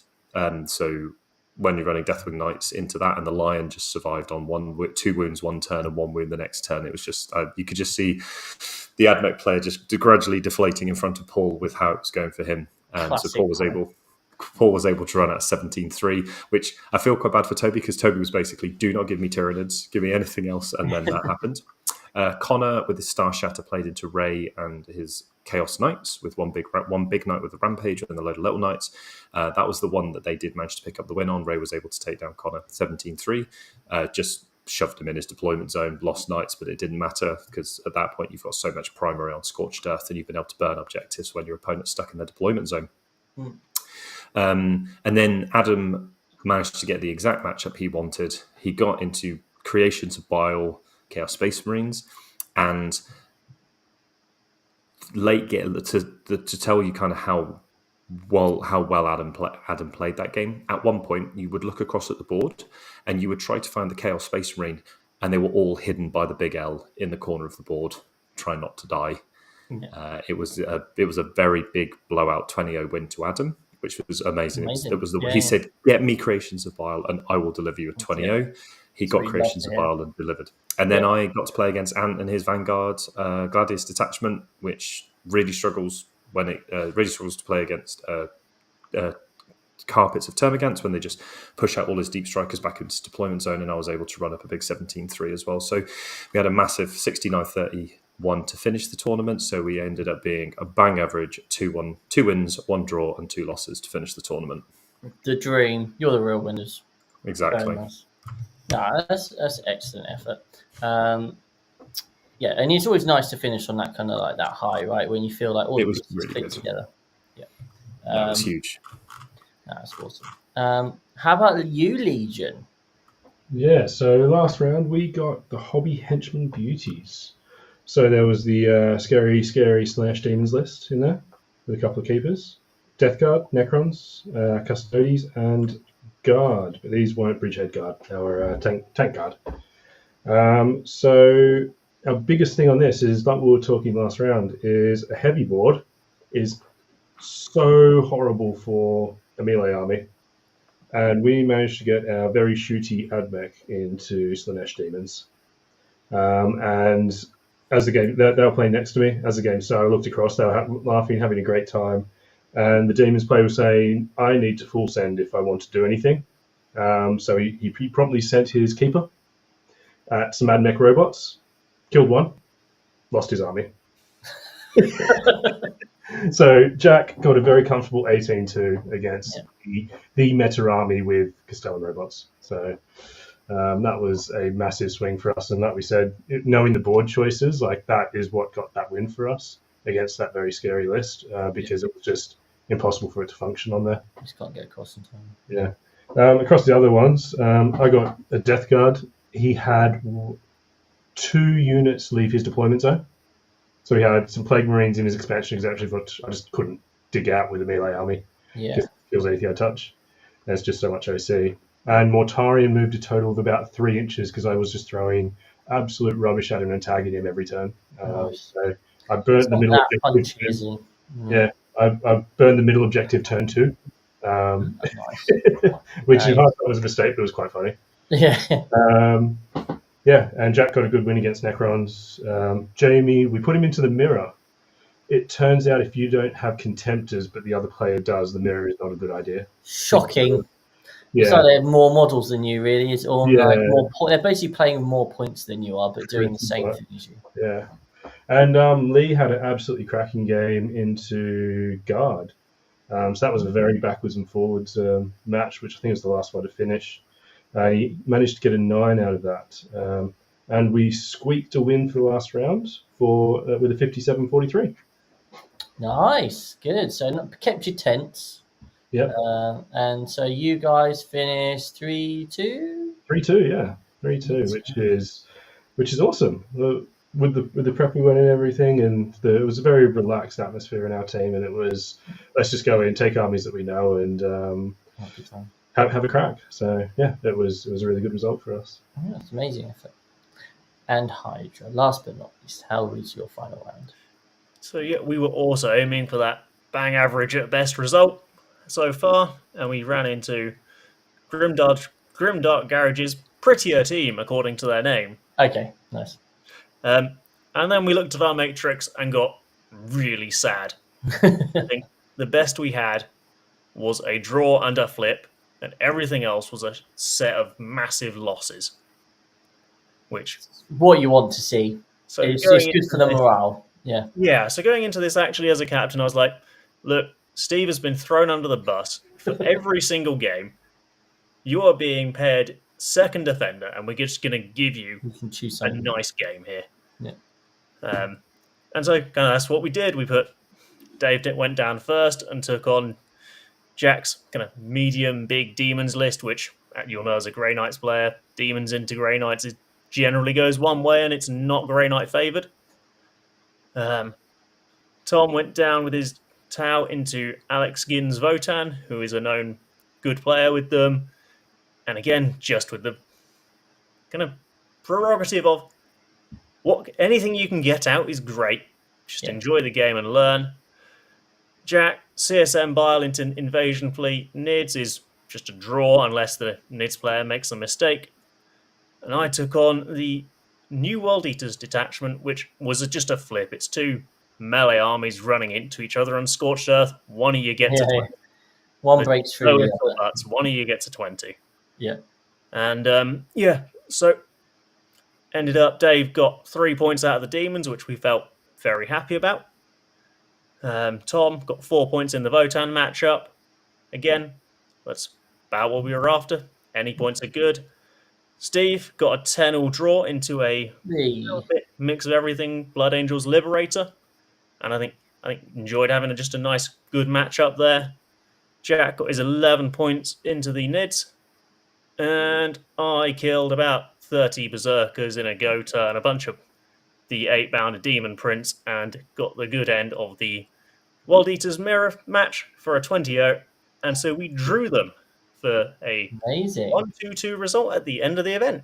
Very nice. And sometimes that is the most satisfying thing when you look at the matrix and go, on paper, we're screwed here. And then actually you kind of, through the player skill or really nailing the pairings, you managed to eke out a draw or win. So that's really fantastic effort. And going into the kind of the event as a whole of just new, trying to figure things out, going for it, super happy with everybody. Scrapped every point, played what we could, and again, I think the 2 draws, the win, was about what we were expecting going into it. So very happy with everybody, and well played to the guys. Awesome.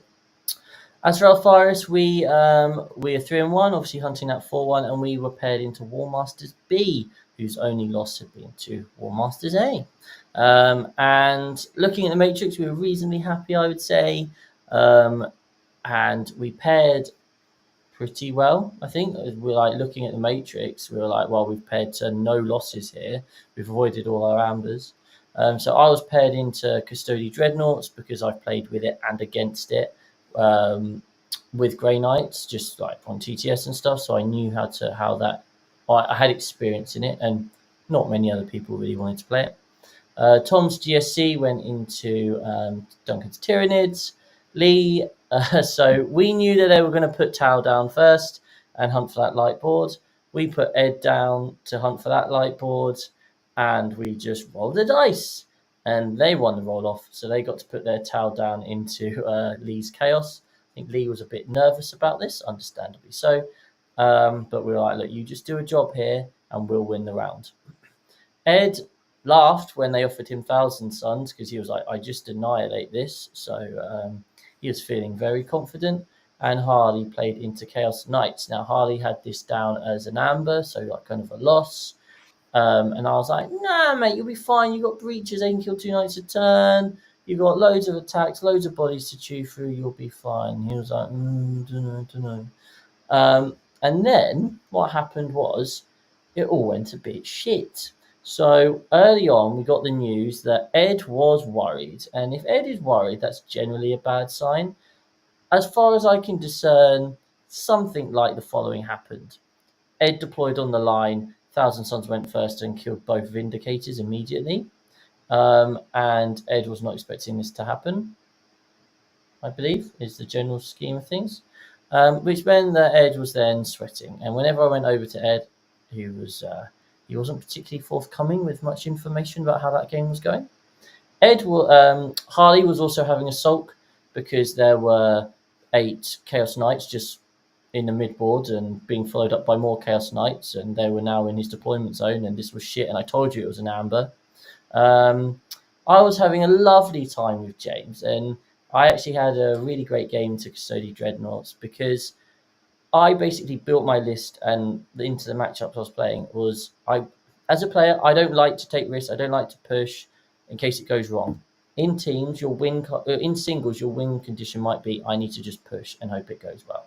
In teams, if that's your win condition, it's probably not actually worth it, especially with an army like Grey Knights when I can keep it close. I spent 4 games just trying to keep it close, and James went, here's all of my Custody Dreadnoughts. And I was like, oh, well, I've got 2 options here. Option 1 is run away and run to the other flank, but I can't really get there. And when I did the maths on Drago's unit charging 4 up, feel no pain wardens, and they kill about 2, I was like, this just doesn't feel like a good plan.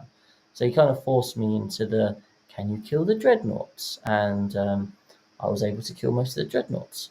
But Scorched Earth is really hard to push on. I'll go in depth in this game on my own. I Am the Hammer Show, because it was actually a really interesting game.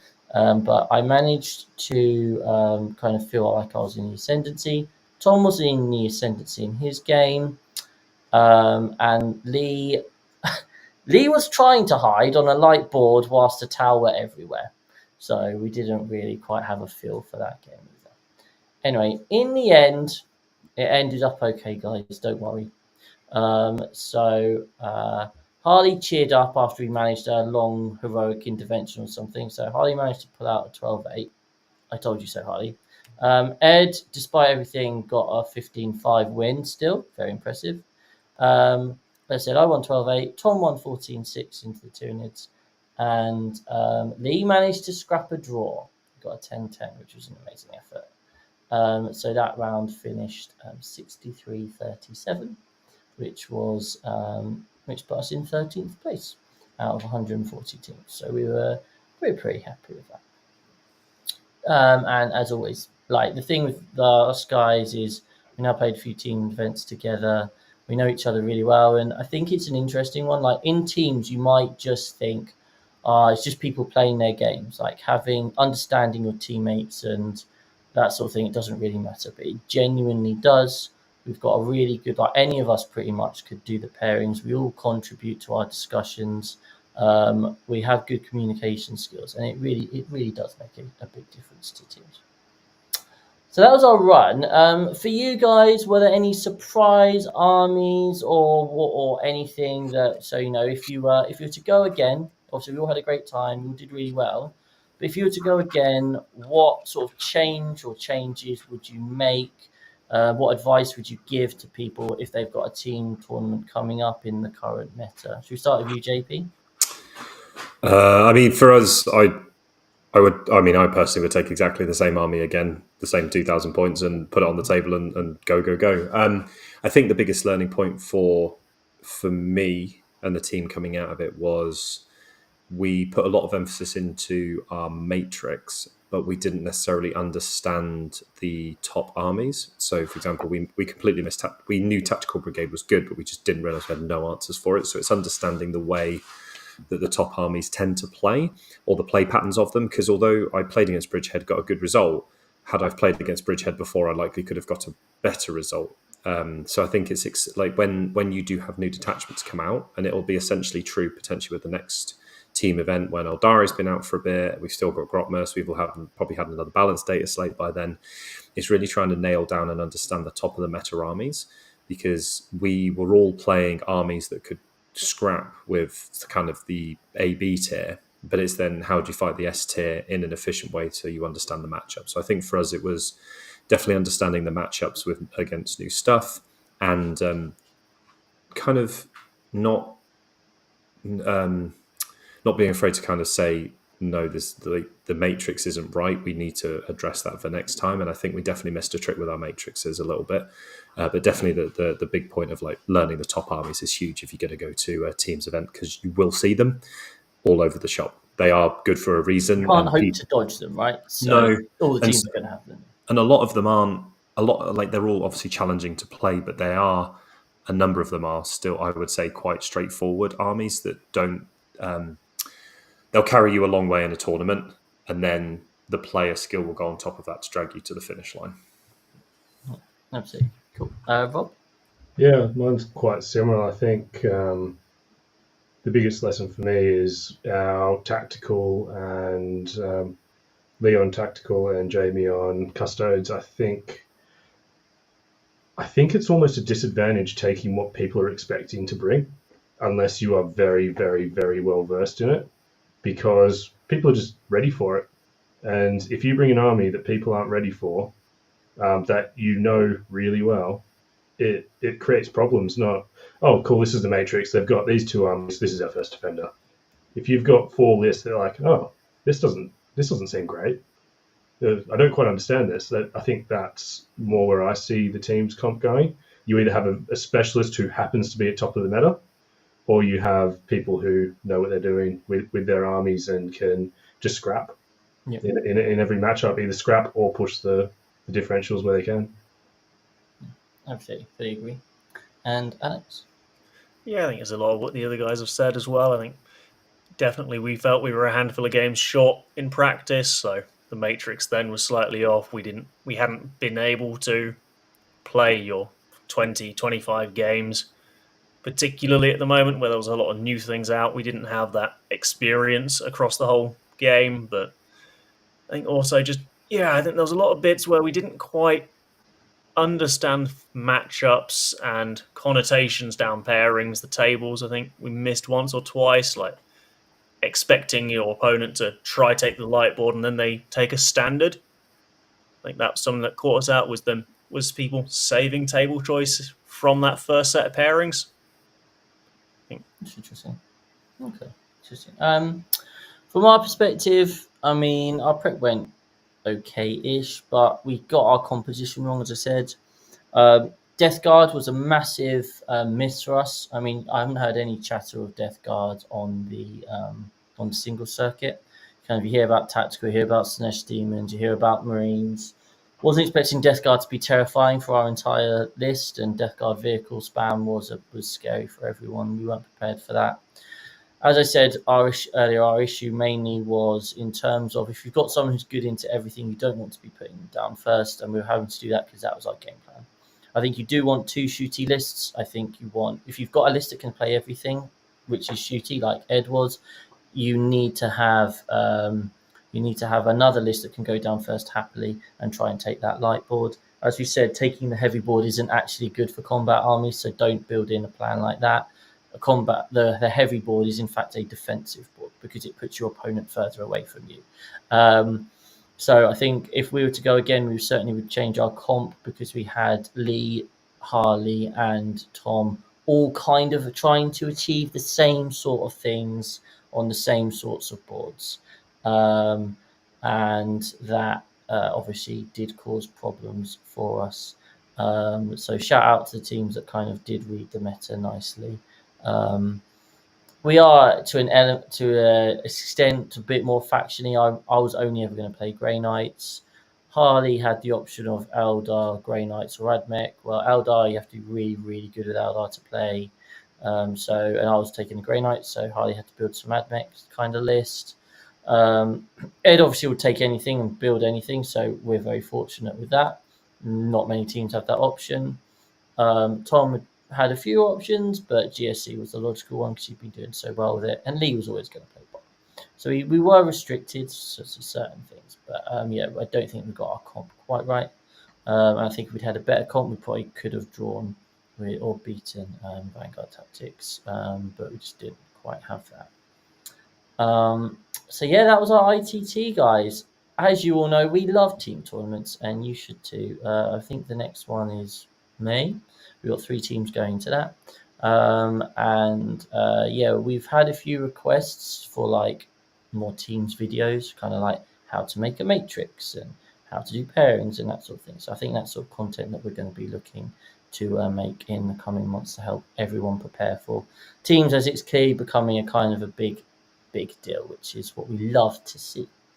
We're going to finish now just with a few podcast questions because we haven't got many. So, guys, your opinion. Which armies are good mid-table terrors? You give me one army each. I'm going to switch it around. So I'm going to start with Alex. What's a good mid-table terror? Actually, I'd say it's the Death Guard right now as well. Like you said, a lot of people have problems with them. It's if you don't know what to do with pulling them off the objectives, they're just going to body you, realistically. Just automatically win some matchups, right? But they can't necessarily beat everything, which is that vibe. Rob? Let's go Necrons, because they've throughout the whole of 10th edition, they've had a build that is super tough, super killy, super OC. They're just a very good army and in capable hands. They're very hard to beat. Yeah, absolutely. Chippy? I think for me, if you're looking at a mid-table bully, it has to be War Dog spam Chaos Knights. It's just a pure stat check, and a lot of mid-table armies just can't handle that. I fucking hate them. It's horrible. Like watching Paul, to be fair to Paul Hartley, like just this sea of knights, it's just so intimidating. And you're like, at one point, the guy had 3 knights on his natural expansion objective, and it's like, oh, that's just a casual 24 OC then. And like, good luck with that one, mate. I don't know, it's probably something like Custody Dreadnoughts. They're probably not going to win an event because eventually they'll run into something which can deal with them, but they're a scary stat check. Mr. Fellblade in the chat says, how do you decide what to prioritize practice into? Do you care most about the big bads or the armies you're expecting to see most? For example, Slanesh sounds scary, but how many folk can win? I'd say it depends.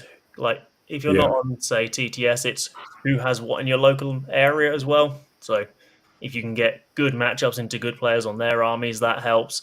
Otherwise, fishing out the TTS matchups where you can. But it's a lot of that, I'd say, is also what do you think your poor matchups are? There's much less point practicing the matchups you think are good than trying to scrape out, particularly singles, the matchups that are a bit dodgy for yourself. Yeah, I think for me, I agree with that. I think me and Rob will feel the same. Just I only play Tyranids, so I kind of have a base understanding, and then I can kind of extrapolate that out. So, for example, World Eaters is generally a rubbish matchup for the style of Tyranids I play. Therefore, Slanesh in a way is going to form a similar problem, fast-moving melee. That's very resilient with the way that it distributes wounds. Whereas you look at, say, for example, other things like top of the metal like Bridgehead, less of a problem because it plays in a certain way, and you can, if you have experience in your faction, you can, in a way, theorize a lot of the matchups, and then that will give you a good standing when you actually put it on the table. Yeah, it's getting matched with your own army. It's just know the play patterns. It's get at least one game into things, big stuff, because as you said earlier, like once you play it the second time, you'll understand it so much more. So if you can get one game, but also it depends on what your meta is. Like if you're going to a huge event, you can literally just get anything, right? So it's more about knowing your list and what your win conditions are. But maybe if you're going to like a 20, 30 man event where you know what all the stuff is, then just having experience will go a long way. Mike says, on Stat Check's podcast last week, in his name check 6++ as one of the top teams and went through your team comp along with Vanguard, Ignite, etc. Does knowing you're included in that bracket and being prepared for affect the way you approach team tournaments now compared to a year or two ago? If so, does it affect your practice in the team comp, or is it more of a mentality shift? Kudos to you for working your way into that conversation. Yes, it was quite funny to see that we were listed as one of the top 8 teams in attendance. For me personally, I still have imposter syndrome. Like, I don't look at those teams and go, oh, yeah, we can definitely match them.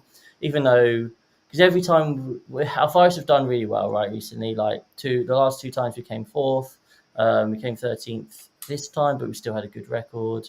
And we are matching teams, which are full of players who I would rate as really, really good players, certainly full of players like better than myself, and we are matching them.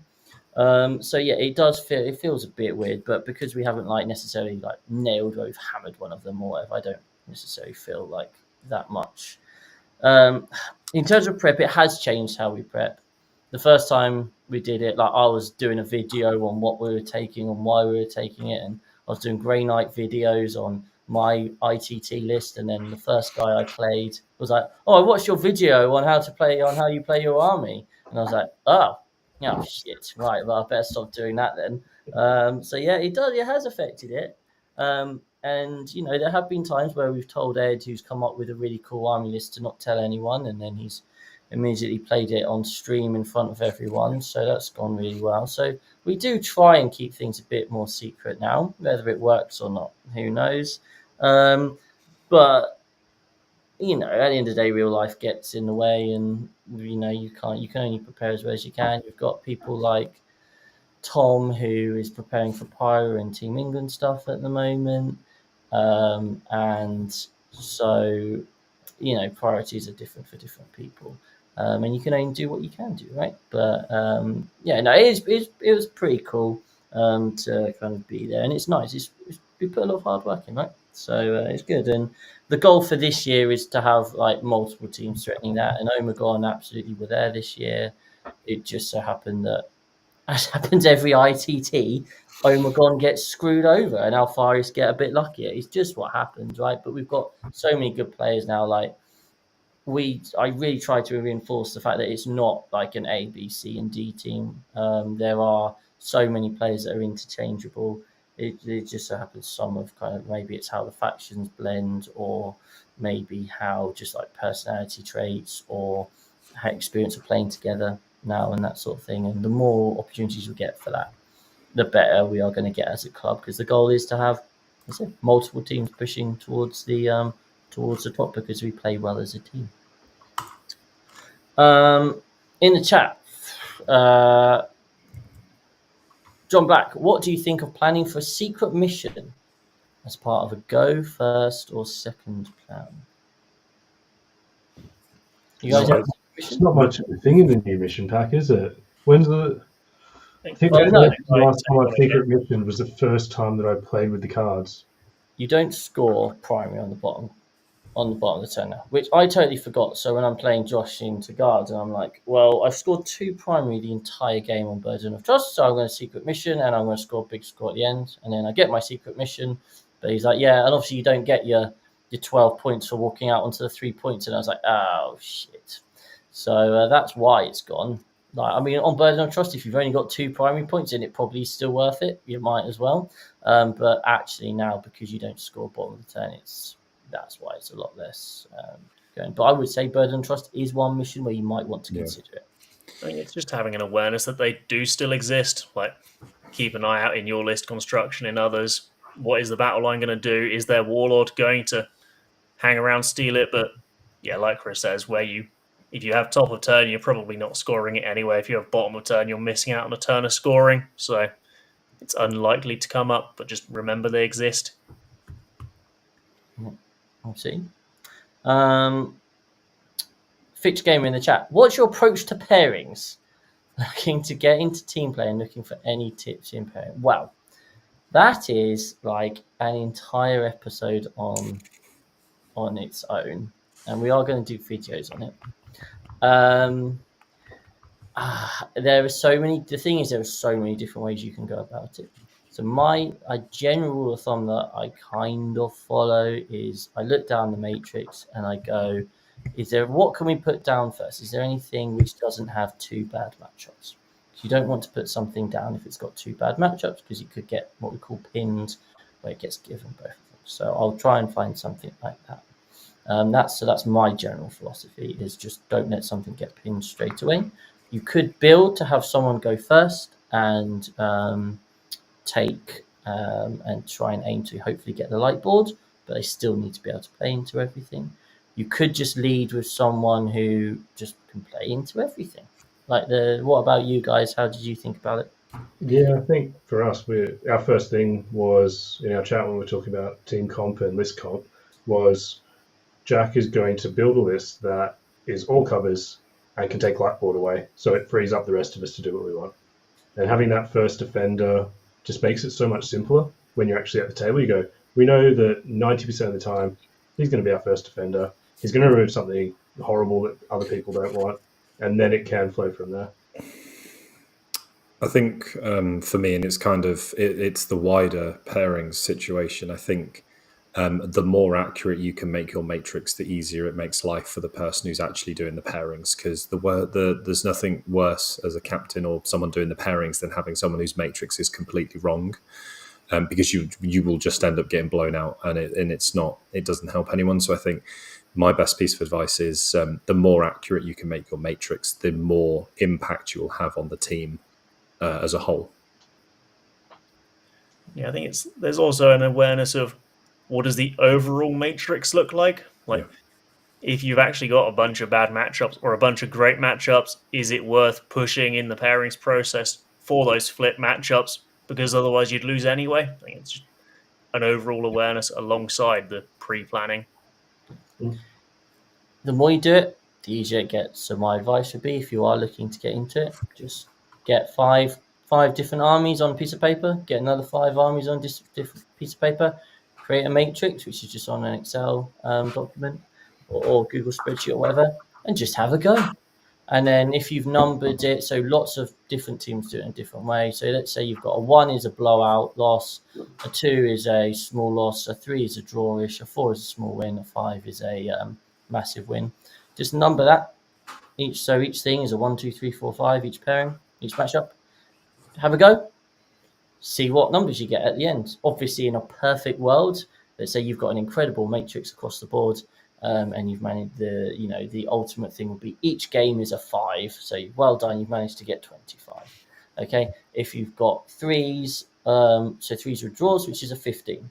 So if you compare into something which is around the 20 mark or high teens, great. If when you're pairing it goes below 15, you're probably on a losing end, right? So just have a go, and the more you'll do it, the more you'll pick up. But it makes no sense the first few times you do it. It's really hard. It's really hard to do, especially once you get to like what I would also recommend is if you've got it on like a spreadsheet, when you've done the first round of pairings, you've done your first defenders and attackers and stuff. If you hide the armies that are done on your spreadsheet, what you'll do is you'll see like there'll be a bunch of different colors or numbers or whatever, and you can look, right, well, this one only wants to avoid 1 game and can play the other 2. Whereas the others can kind of play everything. Right, well, I'll put the one that wants to avoid 1 game, I'll put that down as my second defender, and therefore it'll get to choose the other thing. Right. But yeah, honestly, just have a go. As I said, we're going to do a video on it. I don't know if there are. I have done the videos on it. Last year we did a Road to the ITT series. One of them, I think I did talk about matrices, but I can't. Typhus has an article that he wrote a couple years ago on Yeah, StatCheck. I think that's a really good one. And if you are a member of Art of War do have a video series on it as well. Final question was from Hannibal. Now, I'll be honest, Hannibal, Chris. Chris is the one that called us relatable and bang average for the first time ever, so it's near and dear to our heart. I'll be honest, Chris, I didn't actually understand your question, so I had to put it in the group chat to ask what on earth it meant. So I'll read it out to you guys, and then I'll read out the translation. It said, how do you avoid groupthink and performance based on player skill when deciding on a team comp? As a follow-up question, how do you know when a list is genuinely strong rather than just good in your local method? So we think the first part means, how do you avoid thinking X is a super good army when in reality you just have a good player for it? Is what we think of it. Any thoughts? Quite simply, it's about widening who you're talking to. Like, if you are in a small group, say you're 5 of your 5-man teams, you've come up with this concept, you think it's great, you've convinced the other guys you think it's great, go ask for another opinion there. Absolutely. And the second part, how do you know when a list is genuinely strong rather than just good in your local meta? You will. I think it's the way I've always found it is that you will be able to dig points out of any game, which I've always taken as a decent litmus test for a strength of an army. Like if you can and again, it might just be because it's a bit narrow-minded with being Tyranids, but if you can pull 50 to 70 points out of every game, even when you lose or when you're not having the greatest game, then the list is very solid, because lists that can't do that generally are a bit more sort of 20-0-20. If you're looking to just compete on if you're just looking to compete in a meta with a decent solid army, if you can score, with obviously there will be games where you won't, but on average, if a bad game you get 50 to 70 points, I'm fairly sure that's a solid list. Yeah, 100%. I think stress test it as well. Go through a bunch of what are the worst scenarios you can imagine for the list, and if you can dig yourself out of that, even just on TTS against yourself, that probably also is an indicator that it's got tools it needs. 100%. And we're all about playing with ourselves. I, in fact, did a whole video in the members area about how to play with yourself better. So you're welcome, guys. Well, at the beginning of this show, I said to everyone, right, let's keep this short, sweet, 1 hour 30 max. So we've done that by smashing the 2 hour mark. But it's been an absolute pleasure. And I've enjoyed having so many people along for the ride joining us. So thank you very much. We love teams. You should love teams. Even you, Davey, if you're watching. And we will be coming to your screen again very soon. Thanks a lot. Take care. Bye-bye. Bye.